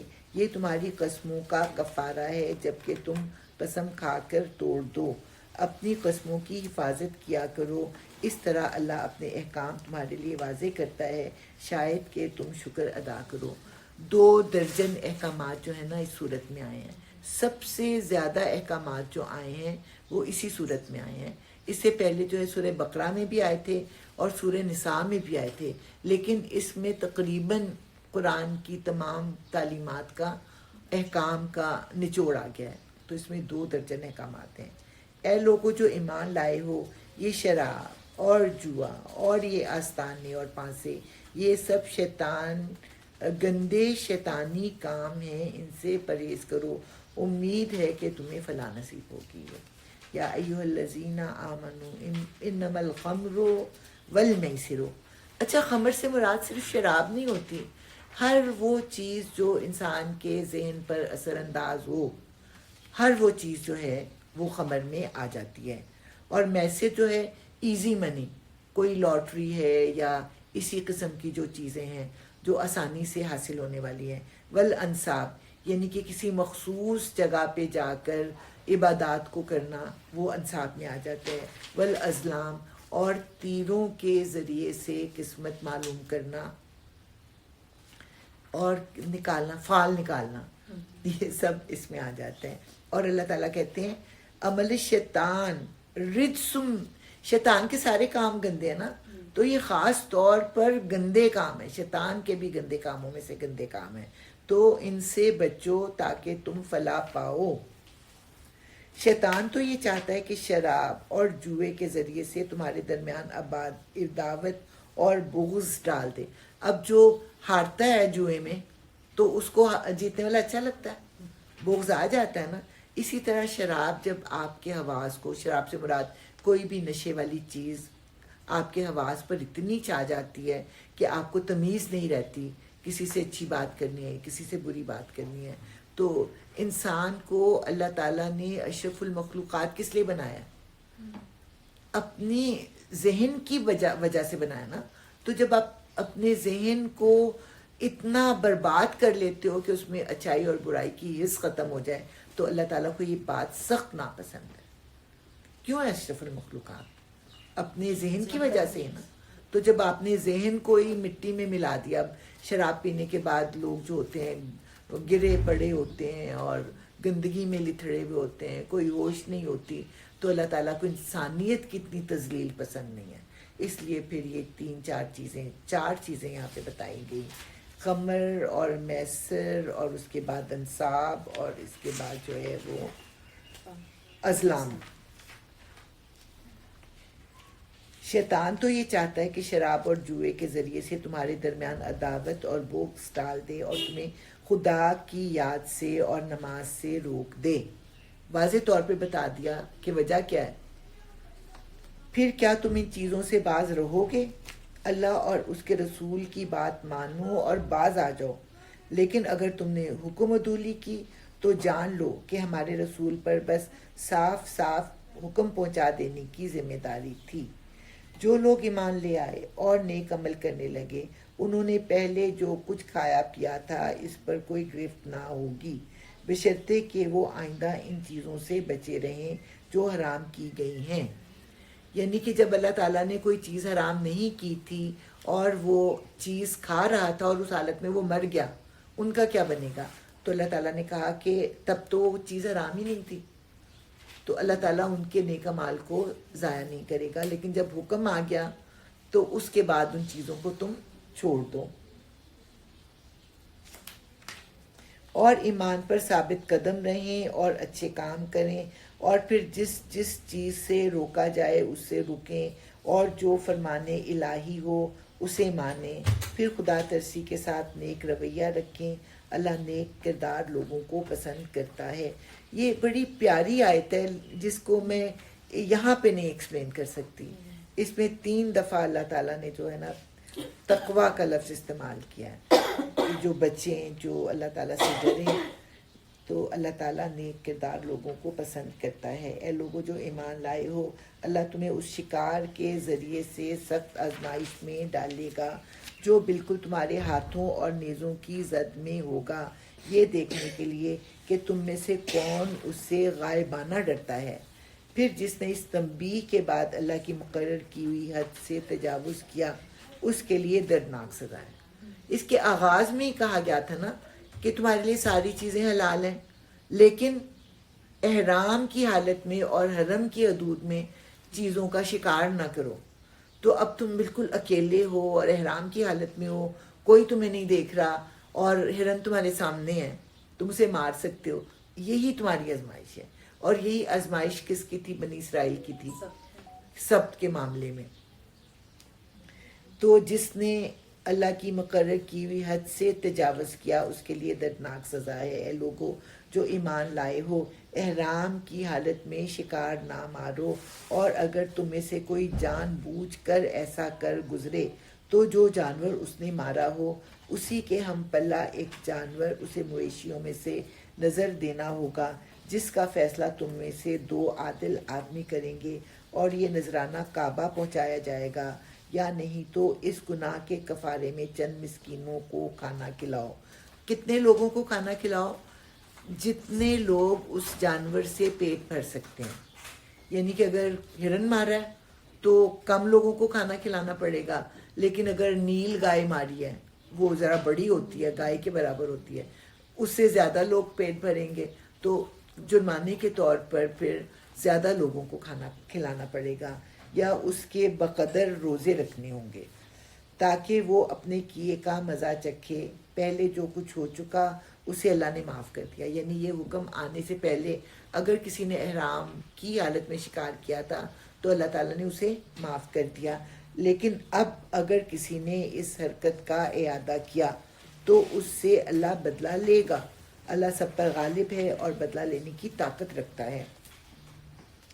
تمہارے لیے سمندر کا شکار اور اس کا کھانا حلال کر دیا گیا ہے، یعنی احرام کی حالت میں تم پانی کا شکار کر سکتے ہو، یعنی مچھلیاں وغیرہ تم پکڑ سکتے ہو، جہاں تم ٹھہرو وہاں بھی اسے کھا سکتے ہو۔ یعنی شکار تو پانی میں کیا تھا، اس شکار کو لے کے جب تم خشکی پر آئے تب بھی تم اس شکار کو کھا سکتے ہو، اور قافلے کے لیے زیادہ راہ بھی بنا سکتے ہو۔ البتہ خشکی کا شکار جب تک تم احرام کی حالت میں ہو تم پر حرام کیا گیا ہے، بس بچو اس خدا کی نافرمانی سے جس کی پیشی میں تم سب کو گھیر کر حاضر کیا جائے گا۔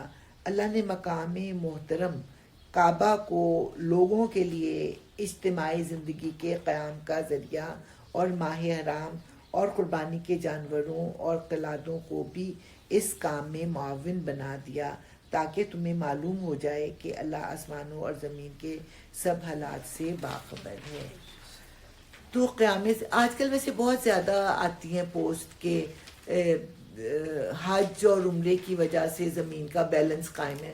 پتہ نہیں سائنٹیفکلی ٹھیک ہے یا نہیں ہے کہ دنیا قائم ہی خانہ کعبہ کی وجہ سے ہے، اور پھر ویسے جی پوری دنیا کا مرکز ہے، تو وہاں کے لوگوں کی زندگی کے قیام کا سبب ہے۔ وہاں خود پیدا تو کچھ نہیں ہوتا نا، تو لوگ جب حج و عمرے کے لیے آتے ہیں تو وہاں مال خرچ کرتے ہیں، ظاہر ہے انہیں روٹی خریدنی ہے، انہیں جو ہے پانی تو خیر فری میں مل جاتا ہے، رہائش کا بندوبست کرنا، انہیں سروسز چاہیے، تو وہ سروسز پرووائڈ کرنے والے روزی کماتے ہیں۔ اس طرح سے ایک وہاں پہ معاشرہ تشکیل پاتا ہے جو حج و عمرے پہ بیس کرتا ہے۔ یہ بڑے بڑے ٹاورز جو بنے ہوئے ہیں، ان کے بننے رہنے کی کیا وجہ ہے کہ وہاں پہ لوگ جاتے ہیں اور وہاں پہ ٹھہرتے ہیں۔ تو اس کو کہا گیا اجتماعی زندگی کے قیام کا ذریعہ بنایا گیا ہے، اور اسی طرح ماہ حرام اور قربانی کے جانوروں اور قلادوں کو بھی اس کام میں معاون بنا دیا ہے۔ یعنی کہ حج کے دنوں میں اتنا گوشت اکٹھا ہو جاتا ہے کہ وہ پھر بانٹا جاتا ہے، مطلب لوکل لوگوں کی ضرورت سے زیادہ ہوتا ہے، تو پھر جہاز بھر بھر کر ضرورت مند قوموں اور ملکوں میں اس کو بھیجا جاتا ہے۔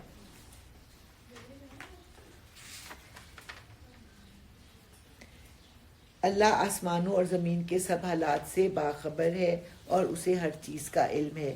خبردار ہو جاؤ، اللہ سزا دینے میں بھی سخت ہے اور اس کے ساتھ بہت درگزر اور رحم کرنے والا بھی ہے۔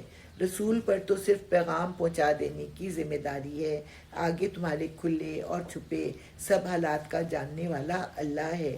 اے پیغمبر صلی اللہ علیہ وسلم ان سے کہہ دو کہ پاک اور ناپاک بہرحال یکساں نہیں ہیں، خواہ ناپاک کی بہتات تمہیں کتنی ہی فریفتہ کرنے والی ہو۔ قرآن میں اللہ تعالیٰ بار بار بتاتے ہیں کہ دنیا میں برائی اور برے لوگ زیادہ ہیں، لیکن جو اچھے لوگ ہیں اس برائی کو دیکھ کر اس کی طرف لپکے نہیں۔ اچھائی اچھائی ہے، برائی برائی ہے، اگرچہ وہ زیادہ ہی ہو۔ بس اے لوگو جو عقل رکھتے ہو اللہ کی نافرمانی سے بچتے رہو، امید ہے کہ تمہیں فلاح نصیب ہوگی۔ اے لوگو جو ایمان لائے ہو ایسی باتیں نہ پوچھا کرو جو تم پر ظاہر کر دی جائیں تو تمہیں ناگوار ہوں، لیکن اگر تم انہیں ایسے وقت پوچھو گے جب کہ قرآن نازل ہو رہا ہو تو وہ تم پر کھول دی جائیں گی۔ اب تک میرا خیال ہے کچھ گڑبڑ ہو رہی ہے، پوچھ لیتے ہوں کیا وجہ ہے، ویسے تو نہیں کبھی۔ ہاں جی السلام علیکم۔ السلام علیکم جی جی آپ نے وہ نیا لنک نہیں جوائن کیا؟ اس میں نیا لنک ہاں جی اچھا، تو ابھی تک جو ہو رہا تھا وہ کہاں گیا؟ وہ والی اصل میں گھنٹے کے بعد یہ ختم ہو جاتی ہے تو آپ کو نیا join okay okay okay okay ابھی میں کرتی ہوں، میں نے اوکے بھیج دیا تو آپ جوائن کر دیں۔ اوکے اب کیسے کروں؟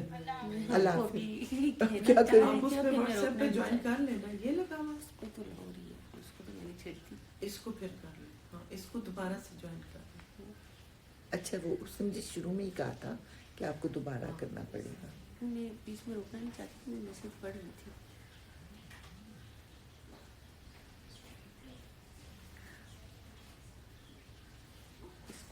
روک دوں؟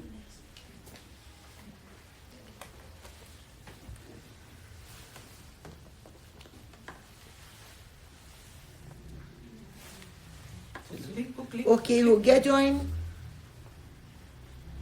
ہیلو ہو گیا اقرا؟ جی چاچی۔ اوکے چلو پیچھے سے بیٹھتی ہوں۔ ہاں جی، اے لوگو جو ایمان لائے ہو ایسی باتیں نہ پوچھا کرو جو تم پر ظاہر کر دی جائیں تو تمہیں ناگوار ہوں، لیکن اگر تم انہیں ایسے وقت پوچھو گے جب کہ قرآن نازل ہو رہا ہو تو وہ تم پر کھول دی جائیں گی۔ اب تک جو کچھ تم نے کیا اسے اللہ نے معاف کر دیا، وہ درگزر کرنے والا اور بردبار ہے۔ بعض اوقات حضور صلی اللہ علیہ وسلم سے لوگ ایسی باتیں پوچھتے جو حضور صلی اللہ علیہ وسلم کو بہت زیادہ ناگوار ہوتی تھیں، لیکن وہ جواب دے دیتے۔ بہت زیادہ کرٹیس تھے نا، تو کسی کو انکار نہیں کر سکتے تھے، لیکن پھر اللہ تعالیٰ ان کی مدد کے لیے آ جاتا تھا۔ تو یہاں پہ اللہ تعالیٰ نے کہا کہ ان سے ایسی باتیں نہ پوچھا کرو جو تم پر ظاہر کریں تو تمہیں ناگوار ہو جائیں۔ اس کی مثال ملتی ہے کہ جب حج کے احکامات بیان ہو رہے تھے تو ایک شخص نے کہا کیا حج ہر سال ہم پر فرض ہے؟ تو حضور نے منہ پھیر لیا۔ پھر وہ دوسری طرف آ کے بیٹھا اور کہا کیا حج ہر سال فرض ہے؟ آپ نے پھر منہ پھیر لیا۔ پھر وہ اس طرف آ گیا اور پھر اس نے آ کے پوچھا کیا حج ہر سال فرض ہے؟ تو اس پر حضور کا چہرہ جو تھا وہ لال ہو گیا، غصے سے کہنے لگے اگر میری زبان سے ہاں نکل جاتا تو تم پر حج ہر سال فرض ہو جاتا اور تم کر نہ سکتے۔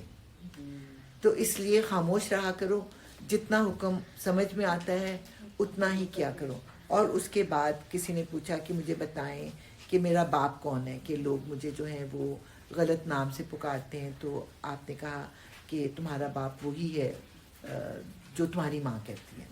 تو وہ جب گھر گئے تو ماں نے خوب ڈانٹا کہ اگر مجھ سے کوئی غلطی ہوئی ہوتی تو مجھے ساری دنیا میں بدنام کرتا۔ اس کے بعد پھر ایک اور واقعہ ملتا ہے کہ ایک شخص نے پوچھا مجھے یہ بتائیں کہ میرا باپ جنت میں ہے یا دوزخ میں، فوت ہو گیا نا۔ تو چونکہ وہ حالت کفر میں فوت ہوا تھا تو حضور صلی اللہ علیہ وسلم نے کہا کہ نہیں وہ دوزخ میں ہے۔ تو اب ایسی بات سن کے کتنا برا لگتا ہے۔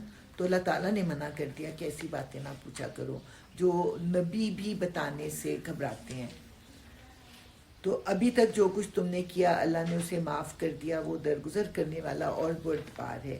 تم میں سے پہلے ایک گروہ نے اسی قسم کے سوالات کیے تھے، پھر وہ لوگ انہی باتوں کی وجہ سے کفر میں مبتلا ہو گئے۔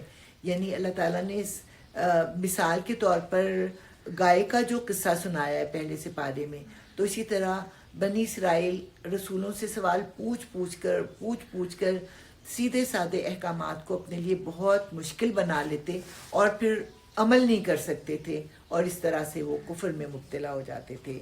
अल्लाह ने ना कोई बहीरा मुकर्रर किया, ना साहिबा, ना वसीला और ना हम, मगर ये काफिर अल्लाह पर झूठी तोहमत लगाते हैं और इनमें से अक्सर बेअकल हैं।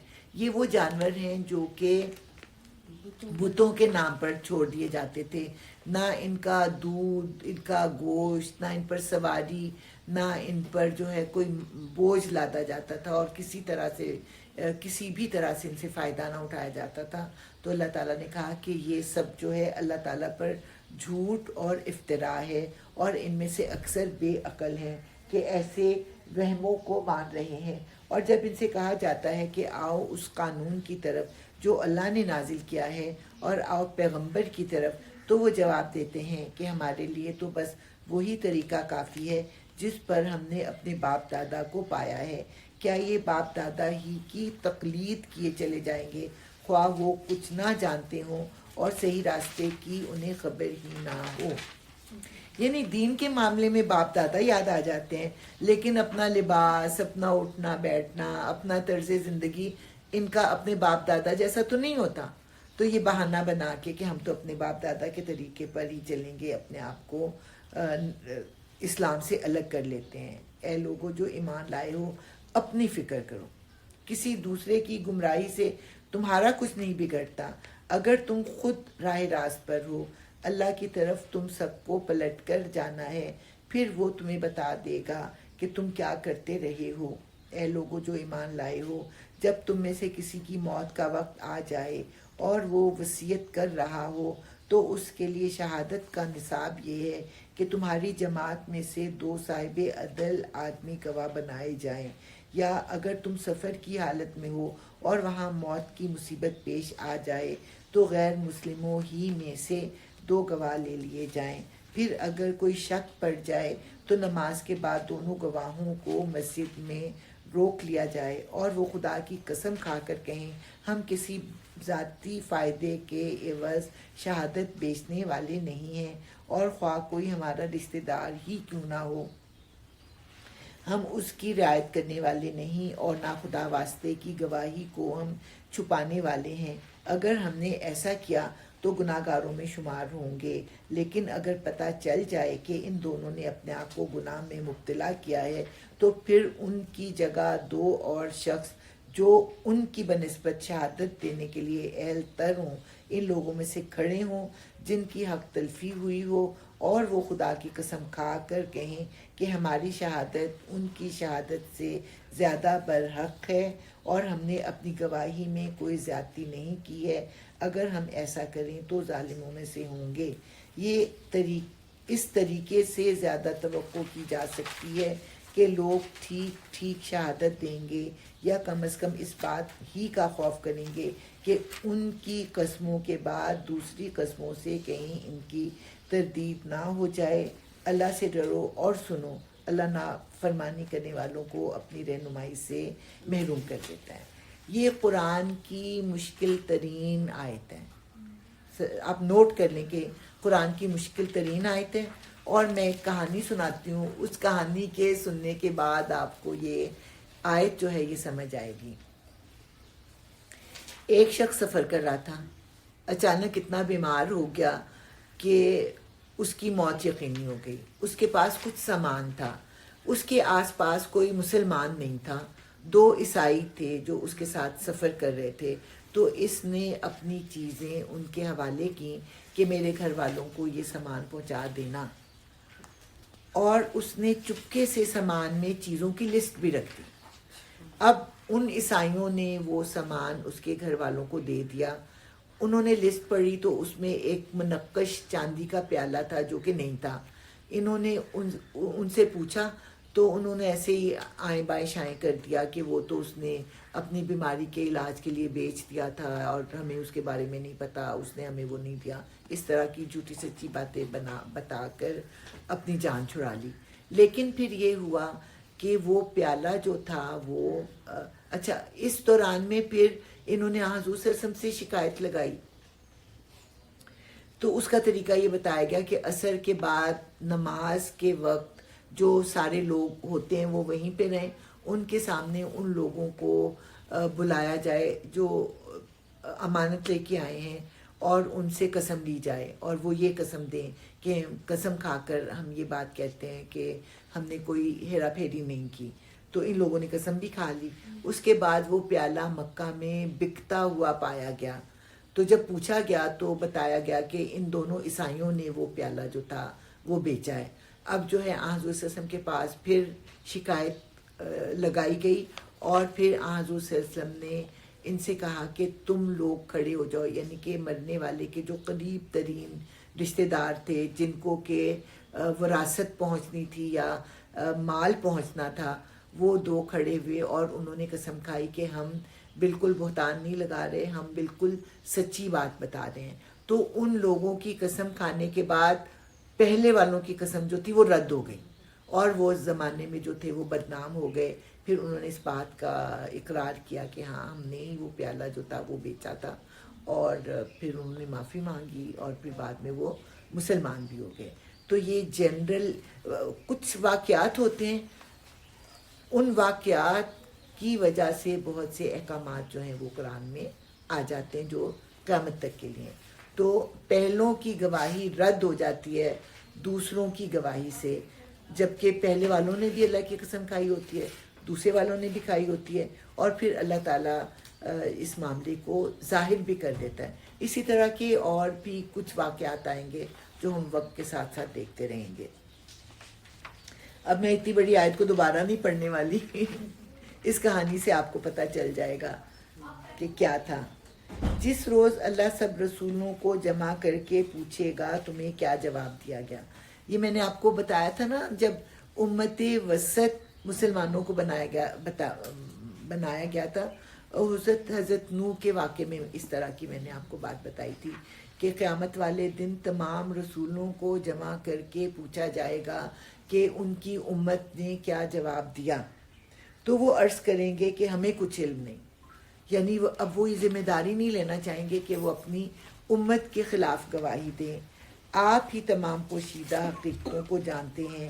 پھر تصور کرو اس موقع کا جب اللہ فرمائے گا کہ اے مریم کے بیٹے عیسیٰ, یاد کر میری اس نعمت کو جو میں نے تجھے اور تیری ماں کو عطا کی تھی.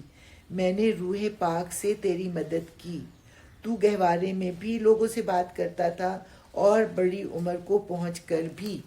اب دیکھیں بار بار اللہ تعالیٰ قرآن میں بتاتے ہیں کہ حضرت عیسیٰ بڑی عمر کو پہنچ کر بھی لوگوں سے خطاب کریں گے. تو وہ بڑی عمر کو تو پہنچے ہی نہیں تھے, اس کا مطلب ہے کہ وہ دوبارہ آئیں گے اور پھر لوگوں سے خطاب کریں گے. میں نے تجھ کو کتاب اور حکمت اور تورات اور انجیل کی تعلیم دی. تو میرے حکم سے مٹی کا پتلا پرندے کی شکل کا بناتا اور اس میں پھونکتا تھا, اور وہ میرے حکم سے پرندہ بن جاتا تھا. تو مادرزاد اندھے اور کوڑی کو میرے حکم سے اچھا کرتا تھا. تو مردوں کو میرے حکم سے نکالتا تھا. پھر جب تو بنی اسرائیل کے پاس سری معجزے لے کر پہنچا, اور جو لوگ ان میں سے منکر حق تھے انہوں نے کہا کہ یہ معجزے جادوگری کے سوا اور کچھ نہیں ہیں, تو میں نے ہی تجھے ان سے بچایا تھا. یعنی وہ تجھے قتل کر رہے تھے اور میں نے تجھے ان سے بچایا. اور جب میں نے حواریوں کو اشارہ کیا کہ مجھ پر اور میرے رسول پر ایمان لاؤ, تو تب انہوں نے کہا ہم ایمان لائے اور گواہ رہو کہ ہم مسلم ہیں. حواریوں کے سلسلے میں یہ واقعہ بھی یاد رہے جب حواریوں نے کہا اے عیسیٰ ابن مریم, کیا آپ کا رب ہم پر آسمان سے کھانے کا ایک خوان اتار سکتا ہے؟ تو عیسیٰ نے کہا اللہ سے ڈرو اگر تم مومن ہو, یعنی اللہ تعالیٰ کو سے ایسی فرمائشیں نہ کرو جو تمہارے لیے الٹی سزا کا باعث بن جائے. انہوں نے کہا ہم بس یہ چاہتے ہیں کہ اس خوان سے کھانا کھائیں اور ہمارے دل مطمئن ہو اور ہمیں معلوم ہو جائے کہ آپ نے جو کچھ ہم سے کہا ہے وہ سچ ہے اور ہم اس پر گواہ ہوں. یعنی بعد والی نسلوں کو ہم بتائیں کہ یہ معجزہ ہم نے اپنی آنکھوں سے دیکھا تھا. اس پر عیسیٰ ابن مریم نے دعا کی، خدایا ہمارے رب، ہم پر آسمان سے ایک خوان نازل کر جو ہمارے لیے اور ہمارے اگلے پچھلوں کے لیے خوشی کا موقع قرار پائے اور تیری طرف سے ایک معجزہ ہو، ہم کو رزق دے اور تو بہترین رازق ہے۔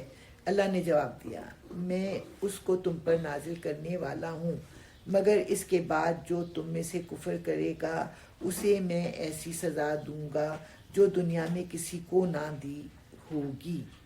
اتنی سخت ترین بات اللہ تعالیٰ نے فرمائی کہ جو اس کے بعد کفر کرے گا اس کو میں ایسی سزا دوں گا جو دنیا میں کسی کو نہ دی ہوگی۔ رسولوں کے بارے میں شاید میں نے بتایا آپ کو کہ نہیں بتایا کہ جب وہ معجزے لے آتے ہیں تو فائنل بات ہوتی ہے۔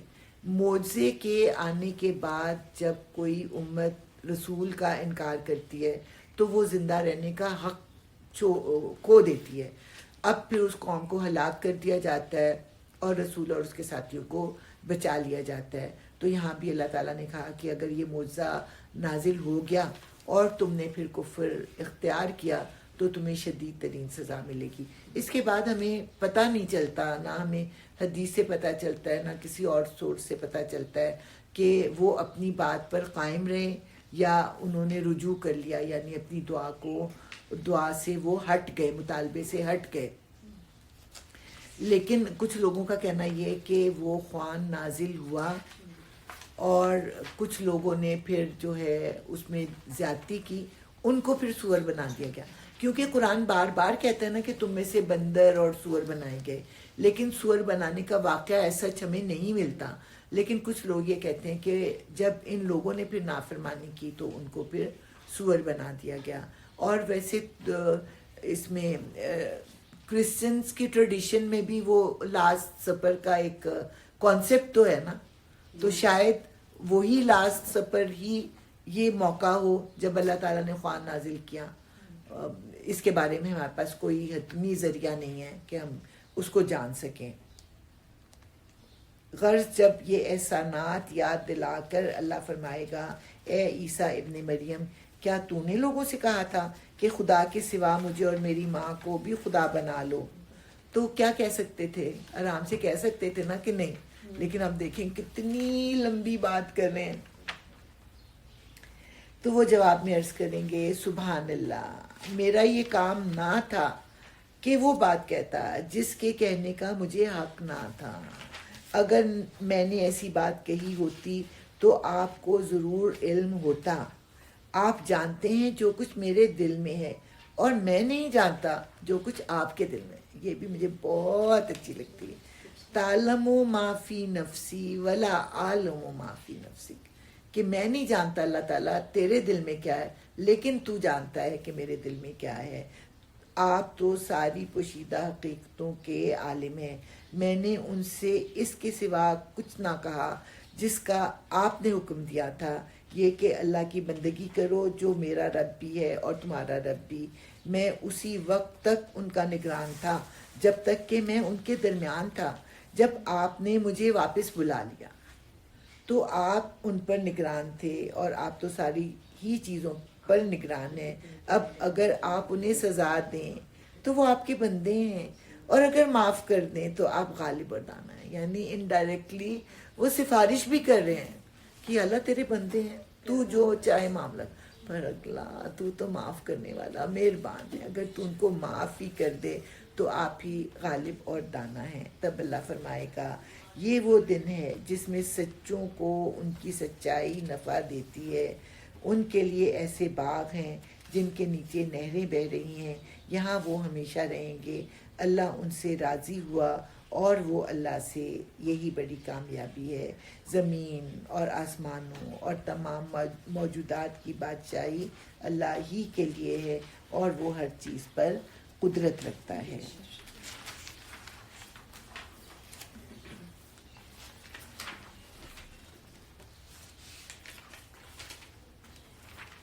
چلیے سورہ مائدہ تو ہم نے ختم کر لی، اب سورہ الانعام ہم شروع کریں گے۔ اس کے بارے میں جو انٹروڈکشن ہے وہ تھوڑا سا میں کروا دوں۔ سورہ انعام جو ہے وہ مکی دور کی سب سے بڑی صورت ہے اور یہ تقریباً بالکل آخری زمانے میں نازل ہوئی تھی. اور اس کے بارے میں کہا جاتا ہے کہ جب یہ صورت نازل ہوئی تو اس کے ساتھ 70,000 فرشتے بھی آئے اور ان کی تسبیح سبحان اللہ و بحمدہ اسے اس تسبیح سے سارا ماحول جو تھا وہ گونج رہا تھا. اور اس کے بعد اس کے بارے میں یہ بتایا جاتا ہے کہ یہ ایک ہی وقت میں نازل ہوئی, ایک ہی وقت میں پوری کی پوری صورت جو ہے وہ نازل ہوئی. کتنی بڑی صورت ہے. اور جو ہے اس میں کیا لکھا تھا سورہ مائدہ کے بارے میں یہ کیا 1/3 یاد ہوئی تھی کہ وہ وہ ایک ہی خطبے کے طور پہ نازل آخر میں نازل ہوئی نا, تو ہو سکتا ہے کہ وہ حجت الوداع کے موقع پر ہی سارے, لیکن میں نے اتنا نہیں پڑھا, البتہ اتنا کہ اس میں آخری جو ہے وہ تفہیم القرآن میں بھی انٹروڈکشن.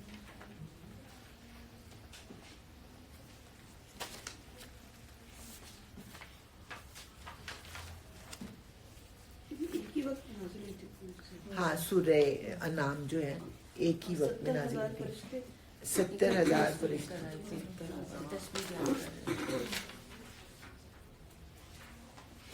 یہ تو میں نے بتا دیا تھا. ہاں سورہ نام ہجرت سے 1 سال پہلے نازل ہوئی. اس میں 165 آیتیں ہیں اور اس میں 49 آیتیں توحید کے بارے میں ہیں, اللہ تعالیٰ کے ایک ہونے کے بارے میں ہیں. اور جیسا کہ میں نے بتایا کہ 70,000 فرشتوں کے ساتھ نازل ہوئی, ایک ہی وقت میں نازل ہوئی. اور ایک بات اور کہ مکہ میں نفاق نہیں تھا, کیونکہ مکہ میں آپ مسلمان ہو اور ظاہر کریں تو کیا ہوتا تھا, سزا ملتی تھی نا. تو اس لیے وہاں پہ کوئی ایسا بندہ نہیں تھا کہ وہ کافر اور اپنے آپ کو مسلمان کہے. نفاق کیا ہوتا ہے کہ آپ دل میں کافر ہو اور اپنے آپ کو مسلمان ظاہر کر رہے ہو. مکہ میں ایسی کوئی سچویشن نہیں تھی. اس کے علاوہ وہ جھوٹے لوگ نہیں تھے, سازشی لوگ نہیں تھے, جو کچھ کرتے تھے سامنے کرتے تھے, کھل کے کرتے تھے, اس لیے مکہ میں نفاق نہیں تھا. اور اس میں جو ہے 3 موضوعات ہیں, توحید, حضور صلی اللہ علیہ وسلم کی رسالت اور اس آخرت. اس کے بعد جو ہے اس میں یہ بتانا ہے کہ الحمدللہ سے یہ شروع ہوتی ہے اور ہر 7ویں سپارے میں ایک دفعہ جو ہے وہ الحمدللہ آتی ہے. تقریباً 7 صورتوں کے آغاز میں الحمدللہ آتی ہے. تو یہ بات بھی اس میں ہے. یہ اب 7واں سپارہ 5 صورتوں کے آغاز میں نہیں, صورتوں کا نہیں, 7ویں سپارے میں. جی یہ 5 صورتوں کے آغاز میں الحمدللہ ہے. ہاں 5 صورتوں کے آغاز میں. ابھی آئے گی سورہ بنی اسرائیل میں آئے گی جو 15ویں سپارے میں, پھر اس کے بعد سورہ کاف میں بھی آ جائے گی, اس کے بعد پھر 2 جگہ اور بھی آئے گی. تو یہ 2-3 باتیں تھیں اس کے آغاز میں بتانے والی. اب سورت ہم شروع کرتے ہیں. اعوذ باللہ من الشیطان الرجیم, بسم اللہ الرحمن الرحیم. تعریف اللہ کے لیے ہے جس نے زمین اور آسمان بنائے, روشنی اور تاریکیاں پیدا کی. اس میں 2 لفظ ہیں نا وہ زیادہ غور کرنے والے ہیں. خلق السماوات والارض, خلق کا لفظ جو ہے را مٹیریل تھا, مادی چیزیں تھیں جس سے اللہ تعالیٰ نے زمین و آسمان پیدا کیے. اور جعل الظلمات والنور, تو جعل ظلمات والنور یہ غیر مادی چیزیں نا, روشنی اور اندھیرے, اس کے لیے پھر جعلہ کا لفظ جو ہے وہ آتا ہے. ایک بات اور یاد رکھنے کی, قرآن میں جب اندھیرے کا ذکر آتا ہے تو ایک اندھیرے کا ذکر نہیں آتا, اندھیروں کا ذکر آتا ہے. اور جب روشنی کا ذکر آتا ہے تو وہ واحد کی شکل میں آتا ہے کہ نور پیدا کیا. تعریف اللہ کے لیے ہے جس نے زمین اور آسمان بنائے, روشنی اور تاریکیاں پیدا کی. پھر بھی وہ لوگ جنہوں نے دعوت حق کو ماننے سے انکار کر دیا ہے دوسروں کو اپنے رب کا ہمسر ٹھہرا رہے ہیں.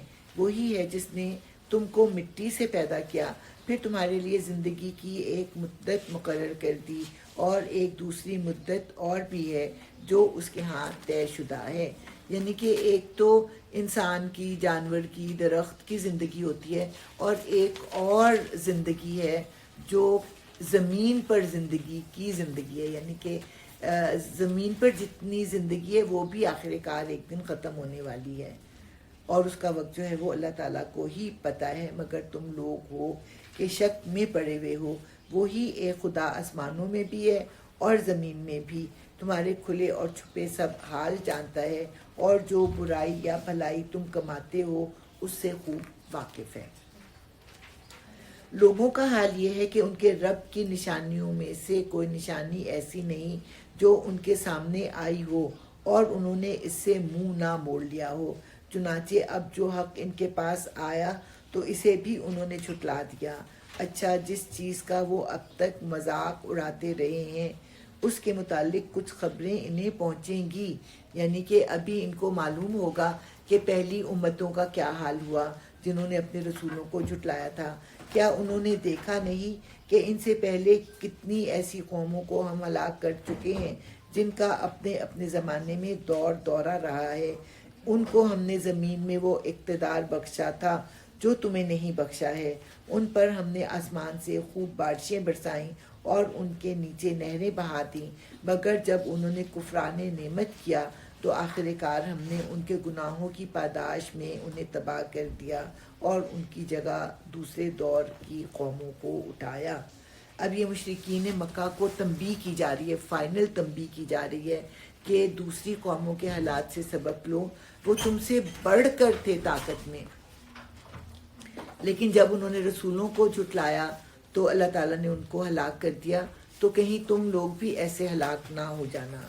اے پیغمبر صلی اللہ علیہ وسلم، اگر ہم تمہارے اوپر کوئی کاغذ میں لکھی لکھائی کتاب بھی اتار دیتے اور لوگ اسے اپنے ہاتھوں سے چھو کر بھی دیکھ لیتے، تب بھی جنہوں نے حق کا انکار کیا ہے وہ یہی کہتے یہ تو صریح جادو ہے۔ کہتے ہیں اس نبی پر کوئی فرشتہ کیوں نہ اتارا گیا، اگر کہیں ہم نے فرشتہ اتار دیا ہوتا تو اب تک کبھی کا فیصلہ ہو چکا ہوتا۔ یعنی فرشتے تو غیب کی علامت ہیں، اگر غیب سامنے آ گیا تو پھر تو زندگی کا مقصد ہی فوت ہو گیا اور پھر تو قیامت ہی آنے والی ہے، پھر انہیں کوئی مہلت نہ دی جاتی، اور اگر ہم فرشتے کو اتارتے تب بھی اسے انسانی شکل ہی میں اتارتے اور اس طرح انہیں اسی شبے میں مبتلا کر دیتے جس میں اب یہ مبتلا ہیں، کیونکہ اگر فرشتہ کوئی کتاب لے کے آتا تو یہ لوگ کیا کہتے کہ ہاں فرشتے تو اس کتاب پر عمل کر سکتے ہیں، ہم تو انسان ہیں، ہم تو اس پر عمل نہیں کر سکتے۔ اے محمد صلی اللہ علیہ وسلم، تم سے پہلے بھی بہت سے رسولوں کا مذاق اڑایا جا چکا ہے، مگر ان مذاق اڑانے والوں پر آخر کار وہی حقیقت مسلط ہو کر رہی جس کا وہ مذاق اڑاتے تھے۔ ان سے کہو ذرا زمین میں چل پھر کر دیکھو جھٹلانے والوں کا کیا انجام ہوا۔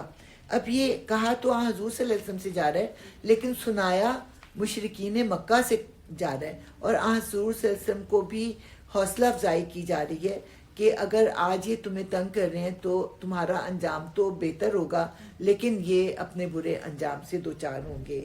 ان سے پوچھو آسمانوں اور زمین میں جو کچھ ہے وہ کس کا ہے، کہو سب کچھ اللہ ہی کا ہے، اس نے رحم و کرم کا شیوا اپنے اوپر لازم کر لیا ہے۔ اللہ تعالیٰ بار بار اس صورت میں کہیں گے کہ اللہ تعالیٰ نے اپنے اوپر رحمت کو لازم کر لیا ہے، کتب علی نفسہ الرحمہ، اسی لیے وہ نافرمانیوں اور سرکشیوں پر تمہیں جلدی سے نہیں پکڑتا، تمہیں مہلت دیتا ہے کہ تم واپس آ جاؤ۔ قیامت کے روز وہ تم سب کو ضرور جمع کرے گا، یہ بالکل ایک غیر مشتبہ حقیقت ہے، مگر جن لوگوں نے اپنے آپ کو خود تباہی کے خطرے میں مبتلا کر لیا ہے وہ اسے نہیں مانتے۔ یہاں پہ دو ٹرمز جو ہیں وہ آپ نے پہلے سنی ہوں گی، ان کو میں دوبارہ دہرا دیتی ہوں، تذکیر بے آلاء اللہ اور تذکیر بے ایام اللہ، یہ حضرت شاہ ولی اللہ نے کوائن کی تھی۔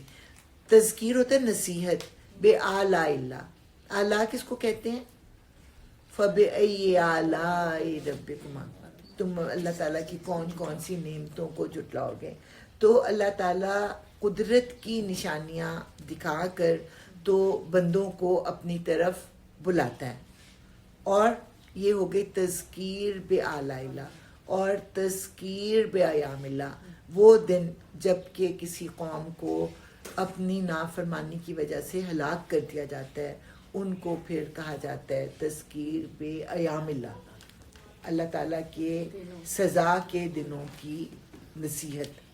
तो सूरह अनाम और सूरह इसके बाद सूरह आराफ आएगी, ये दोनों भी जोड़ा है इस तरह से कि सूरह अनाम में तज़कीर बे आलाइल्ला है और फिर सूरह आराफ में तज़कीर बे अयामिल्ला, उसमें जो है नबियों और रसूलों के हालात वाक़यात बहुत ज़्यादा हमें बताए जाएंगे उनकी तरह। रात के अंधेरे और दिन के उजाले में जो कुछ ठहरा हुआ है सब अल्लाह का है और वो सब कुछ सुनता और जानता है। कहो अल्लाह को छोड़कर क्या मैं किसी और को अपना सरपरस्त बना लूं? उस खुदा को छोड़कर जो ज़मीन और आसमान का खालिक है और जो रोज़ी देता है रोज़ी लेता नहीं है। पूरी कायनात जो है उससे रिस्क पा रही है, उससे किसी को रिस्क नहीं मिल रहा। कहो मुझे तो यही हुक्म दिया गया है कि सबसे पहले मैं इसके आगे सर तस्लीम खम करूं, यानी जो अहकामात अल्लाह ताला के मैं तुम्हें बयान करता हूं सबसे पहले मैं उन पर अमल करता हूं।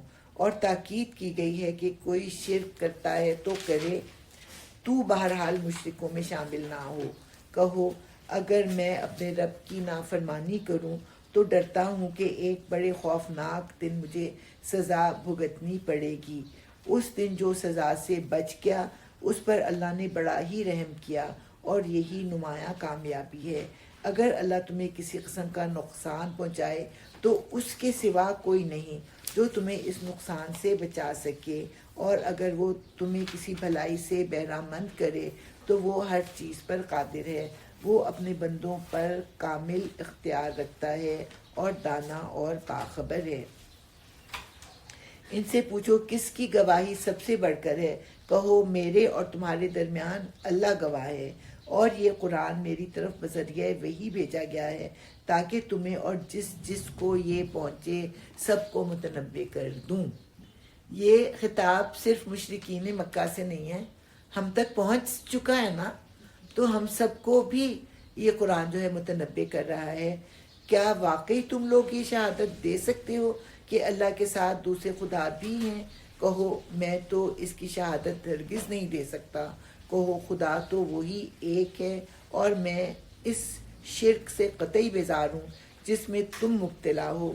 जिन लोगों को हमने किताब दी है वो इस बात को इस तरह गैर मुश्तबे तौर पर पहचानते हैं जैसे इनको अपने बेटों के पहचानने में कोई इश्तिबाह पेश नहीं आता, मगर जिन्होंने अपने आप को खुद खसारे में डाल दिया है वो उसे नहीं मानते। और उस शख्स से बढ़कर जालिम कौन होगा जो अल्लाह पर झूठा बहतान लगाए या अल्लाह की निशानियों को झुटलाए? यकीनन ऐसे जालिम कभी फलाह नहीं पा सकते। जिस रोज़ हम उन सब को इकट्ठा करेंगे और मुशरिकों से पूछेंगे कि अब वो तुम्हारे ठहराए हुए शरीक कहाँ हैं जिनको तुम अपना खुदा समझते थे, तो वो इसके सिवा कोई फितना ना उठा सकेंगे कि ये झूठा बयान दें कि ए हमारे आका तेरी कसम हम हरगिज़ मुशरिक ना थे। देखो उस वक्त ये किस तरह अपने ऊपर झूठ खड़ेंगे और वहाँ उनके सारे बनावटी माबूद गुम हो जाएंगे। इनमें से बाज़ लोग ऐसे हैं जो कान लगा कर तुम्हारी बात सुनते हैं, मगर हाल ये है कि हमने इनके दिलों पर पर्दे डाल रखे हैं जिनकी वजह से वो इसको कुछ नहीं समझते, और इनके कानों में गिरानी डाल दी है कि सब कुछ सुनने पर भी कुछ नहीं सुनते। वो ख्वाह कोई निशानी देख लें इस पर ईमान ला कर ना देंगे। हद ये है कि जब वो तुम्हारे पास आकर तुमसे झगड़ते हैं तो इनमें से जिन लोगों ने इनकार का फैसला कर लिया है वो सारी बातें सुनने के बाद यही कहते हैं कि ये एक दास्ताने पारीना के सिवा कुछ नहीं। वो इस अमरे हक को कबूल करने से लोगों को रोकते हैं और ख़ुद भी इससे दूर भागते हैं। वो समझते हैं कि इस हरकत से वो तुम्हारा कुछ बिगाड़ रहे हैं, हालांकि दरअसल वो खुद अपनी ही तबाही का सामान कर रहे हैं, मगर उन्हें इसका शऊर नहीं है। काश तुम उस वक्त की हालत اس وقت کی حالت دیکھ سکتے جب وہ دوزخ کے کنارے کھڑے کیے جائیں گے. اس وقت وہ کہیں گے کہ کاش کوئی صورت ایسی ہو کہ ہم دنیا میں پھر واپس بھیجے جائیں اور اپنے رب کی نشانیوں کو نہ جھٹلائیں اور ایمان لانے والوں میں شامل ہوں. در حقیقت یہ بات وہ محض اس وجہ سے کہیں گے کہ جس حقیقت پر انہوں نے پردہ ڈال رکھا تھا اس وقت بے نقاب ہو کر ان کے سامنے آ چکی ہوگی. ورنہ اگر انہیں سابق زندگی کی طرف واپس بھیجا جائے تو پھر وہی سب کچھ کریں جس سے انہیں منع کیا گیا ہے. وہ تو ہیں ہی جھوٹے، اس لیے اپنی خواہش کے اظہار میں بھی جھوٹ ہی سے کام لیں گے. آج یہ لوگ کہتے ہیں زندگی جو کچھ بھی ہے بس یہی دنیا کی زندگی ہے اور ہم مرنے کے بعد ہرگز دوبارہ نہ اٹھائے جائیں گے. کاش وہ منظر تم دیکھ سکو جب یہ اپنے رب کے سامنے کھڑے کیے جائیں گے. اس وقت ان کا رب ان سے پوچھے گا کیا یہ حقیقت نہیں ہے؟ یہ کہیں گے کہ ہاں اے ہمارے رب یہ حقیقت ہی ہے. وہ فرمائے گا اچھا تو اپنے اس انکار حقیقت کی پاداش میں عذاب کا مزہ چکھو. نقصان میں پڑ گئے وہ لوگ جنہوں نے اللہ سے اپنی ملاقات کی اطلاع کو جھوٹ قرار دیا. جب اچانک وہ گھڑی آ جائے گی تو یہی لوگ کہیں گے افسوس ہم سے اس معاملے میں کیسی تقصیر ہوئی. اور ان کا حال یہ ہوگا اپنی پیٹھوں پر اپنے گناہوں کا بوجھ لادے ہوئے ہوں گے. دیکھو کیسا برا بوجھ ہے جو یہ اٹھا رہے ہیں. دنیا کی زندگی تو ایک کھیل اور تماشا ہے، حقیقت میں تو آخرت کا مقام ان لوگوں کے لیے بہتر ہے جو ضیاءکاری سے بچنا چاہتے ہیں.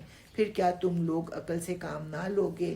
اے محمد صلی اللہ علیہ وسلم ہمیں معلوم ہے جو باتیں یہ لوگ بناتے ہیں ان سے تمہیں رنج ہوتا ہے، لیکن یہ لوگ تمہیں نہیں جھٹلاتے بلکہ یہ ظالم دراصل اللہ کی آیات کا انکار کر رہے ہیں.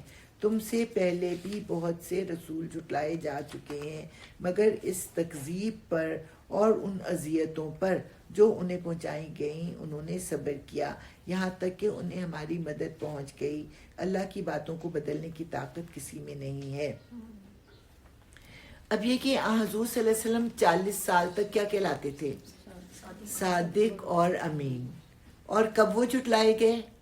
جب انہوں نے کہا کہ میں اللہ کا رسول ہوں اور لوگوں کو اللہ تعالیٰ کا پیغام دیا.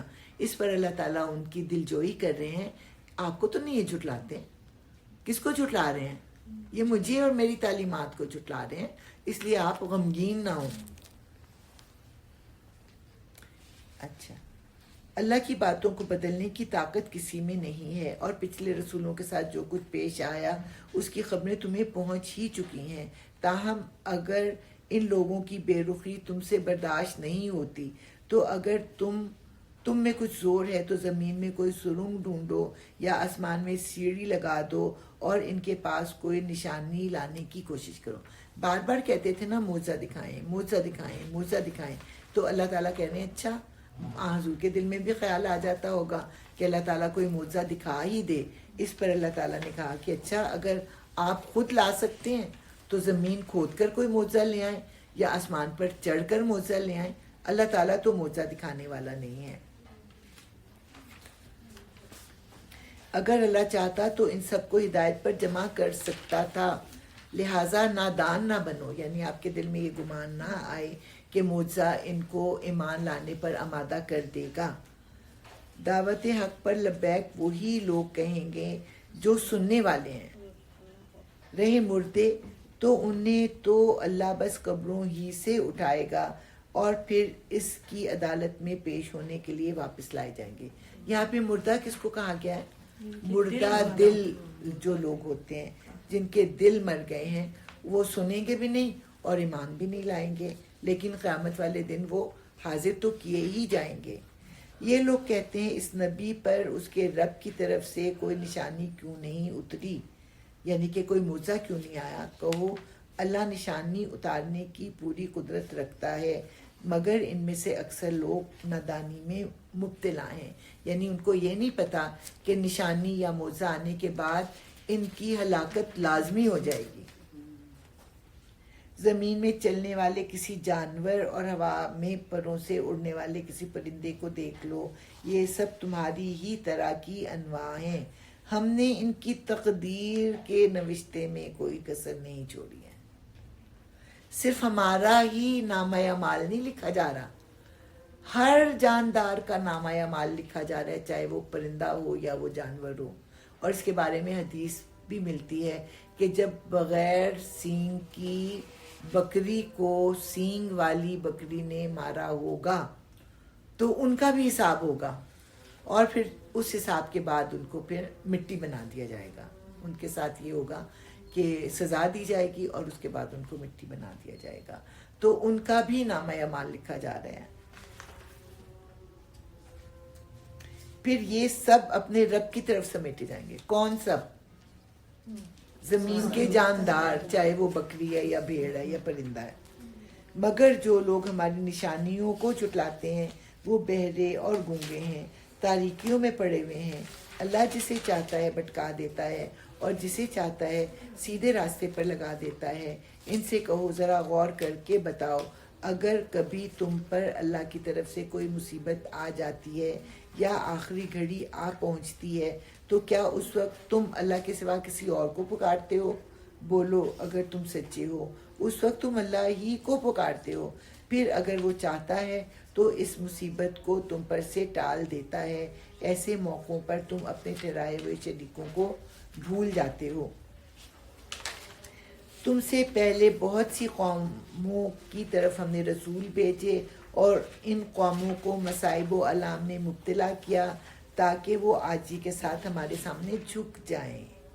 بس جب ہماری طرف سے ان پر سختی آئی تو کیوں نہ انہوں نے عاجزی اختیار کی، مگر ان کے دل تو اور سخت ہو گئے، اور شیطان نے ان کو اطمینان دلایا کہ جو کچھ تم کر رہے ہو خوب کر رہے ہو۔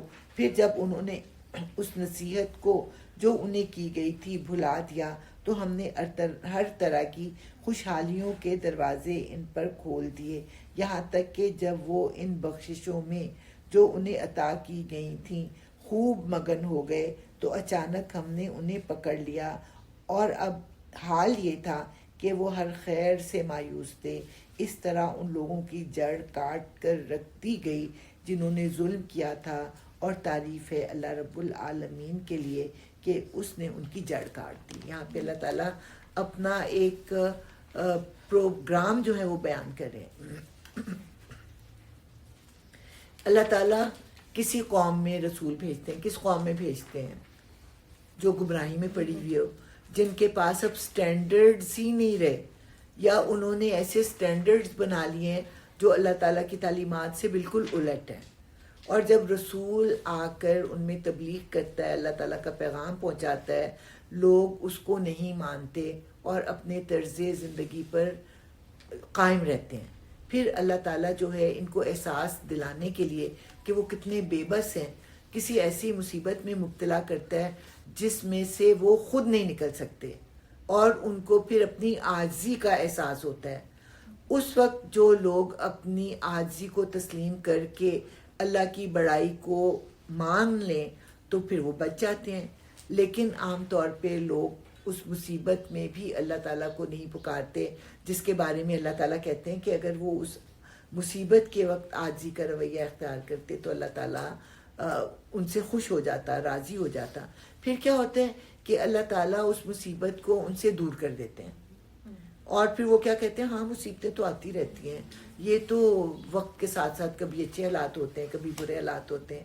پھر اللہ تعالیٰ ان کے اوپر جو ہے خوشحالی کے دروازے کھولتے ہیں اور خوب خوب ان کو نعمتیں عطا کرتے ہیں، خوب خوب خوشیاں عطا کرتے ہیں، یہاں تک کہ جب وہ ان نعمتوں میں ڈوب جاتے ہیں، مگن ہو جاتے ہیں، اللہ تعالیٰ کا نام و نشان تک ان کے ذہنوں سے مٹ جاتا ہے، تو پھر اللہ تعالیٰ جو ہے ان کو پکڑ لیتے ہیں، اور اللہ تعالیٰ کی گرفت ان میں سے کسی کو بھی نہیں چھوڑتی۔ تو یہ اللہ تعالیٰ کا ایک خاص طریقہ کار ہے، لیکن غور اس بات پر کرنا ہے کہ جب ہمیں کوئی بھی آزمائش آتی ہے، کوئی مشکل آتی ہے، تو اللہ تعالیٰ کا ہم لوگوں کی طرف سے عاجزی اور گریہ زاری کا رویہ، رونے دھونے کا، اللہ سے فریادیں کرنے کا رویہ اللہ تعالیٰ کو بہت زیادہ پسند ہے۔ اے محمد صلی اللہ علیہ وسلم ان سے کہو کبھی تم نے یہ بھی سوچا اگر اللہ تمہاری بینائی اور سماعت تم سے چھین لے اور تمہارے دلوں پر مہر کر دے تو اللہ کے سوا اور کون سا خدا ہے جو یہ قوتیں تمہیں واپس دلا سکتا ہو. دیکھو کس طرح ہم بار بار اپنی نشانیاں ان کے سامنے پیش کرتے ہیں. یعنی ہر وقت یہ معجزے مانگتے رہتے ہیں نا, تو ہم اپنے معجزے ان کو بیان کرتے ہیں لیکن ان کی نگاہیں ان معجزوں کو پا نہیں سکتی, اور پھر یہ کس طرح ان سے نظر چرا جاتے ہیں. کہو کبھی تم نے سوچا اگر اللہ کی طرف سے اچانک یا اعلانیہ تم پر عذاب آ جائے تو کیا ظالم لوگوں کے سوا کوئی اور ہلاک ہوگا؟ ہم جو رسول بھیجتے ہیں اسی لیے تو بھیجتے ہیں کہ وہ نیک کردار لوگوں کے لیے خوشخبری دینے والے اور بد کرداروں کے لیے ڈرانے والے ہوں. پھر جو لوگ ان کی بات مان لیں اور اپنے طرز عمل کی اصلاح کر لیں ان کے لیے کسی خوف اور رنج کا موقع نہیں, اور جو ہماری آیات کو جھٹلائیں وہ اپنی نافرمانیوں کی پاداش میں سزا بھگت کر رہیں گے. اے محمد صلی اللہ علیہ وسلم ان سے کہو میں تم سے یہ نہیں کہتا کہ میرے پاس اللہ کے خزانے ہیں, نہ میں غیب کا علم رکھتا ہوں اور نہ یہ کہتا ہوں کہ میں فرشتہ ہوں. میں تو صرف اسی وحی کی پیروی کرتا ہوں جو مجھ پر نازل کی جاتی ہے. پھر ان سے پوچھو کیا اندھا اور آنکھوں والا دونوں برابر ہو سکتے ہیں؟ کیا تم غور نہیں کرتے؟ یعنی تم اللہ تعالیٰ کی تعلیمات سے اندھے بنے ہوئے ہو اور کچھ لوگ جو اللہ تعالیٰ کی تعلیمات کی روشنی میں زندگی گزار رہے ہیں, کیا دونوں ایک جیسے ہو سکتے ہیں؟ کیا تم غور نہیں کرتے؟ اور اے محمد صلی اللہ علیہ وسلم تم اس علم وحی کے ذریعے سے ان لوگوں کو نصیحت کرو جو اس بات کا خوف رکھتے ہیں کہ اپنے رب کے سامنے کبھی سال میں پیش کیے جائیں گے کہ اس کے سوا وہاں کوئی ایسا ذی اقتدار نہ ہوگا جو ان کا حامی و مددگار ہو یا ان کی سفارش کرے کہ شاید اس نصیحت سے متنبہ ہو کر وہ خدا ترسی کی روش اختیار کر لیں. اور جو لوگ اپنے رب کو رات دن پکارتے رہتے ہیں اور اس کی خوشنودی کی طلب میں لگے ہوئے ہیں انہیں اپنے سے دور نہ پھینکو. ان کے حساب میں سے کسی چیز کا بار تم پر نہیں اور تمہارے حساب میں سے کسی چیز کا بار ان پر نہیں. یہ مضمون بھی قرآن میں بارہا جو ہے آیا ہے.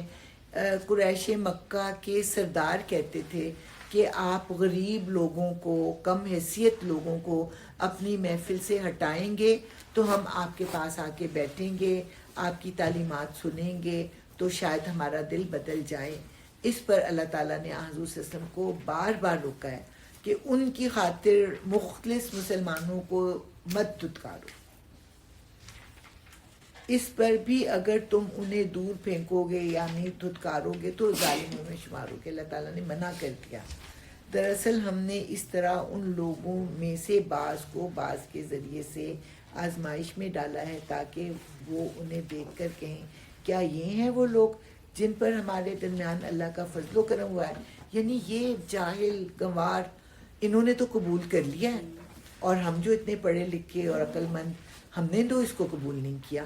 تو ان کی انٹیلیجنس نے ان کو ایک گمراہی کی چیز قبول کرنے پر آمادہ کر لیا. انٹیلیجنس نہیں, ان کی جہالت نہیں. وہ ان سے کہتے تھے جہالت کی وجہ سے یہ حضور کے پاس آ کے بیٹھے ہیں, ہم تو بڑے انٹلیکچوئل ہیں, ہم کیسے قبول کر لیں. ہاں کیا خدا اپنے شکر گزار بندوں کو ان سے زیادہ نہیں جانتا؟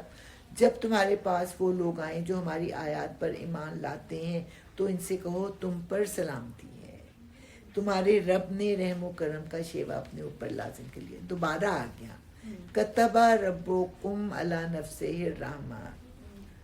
یہ اس کا رحم و کرم ہی ہے کہ اگر تم میں سے کوئی نادانی کے ساتھ کسی برائی کا ارتکاب کر بیٹھا ہو پھر اس کے بعد توبہ کرے اور اصلاح کر لے تو وہ اسے معاف کر دیتا ہے اور نرمی سے کام لیتا ہے. اور اس طرح ہم اپنی نشانیاں کھول کھول کر پیش کرتے ہیں تاکہ مجرموں کی راہ بالکل نمایاں ہو جائے.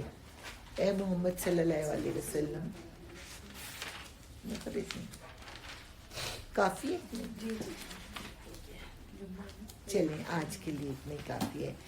اللهم آنس وحشتي في قبري اللهم ارحمني بالقرآن العظيم واجعله لي إماما ونورا وهدى ورحمة اللهم ذكرني منه ما نسيت وعلمني منه ما جهلت وارزقني تلاوته آناء الليل وآناء النهار واجعله لي حجة يا رب العالمين آمين ثم آمین.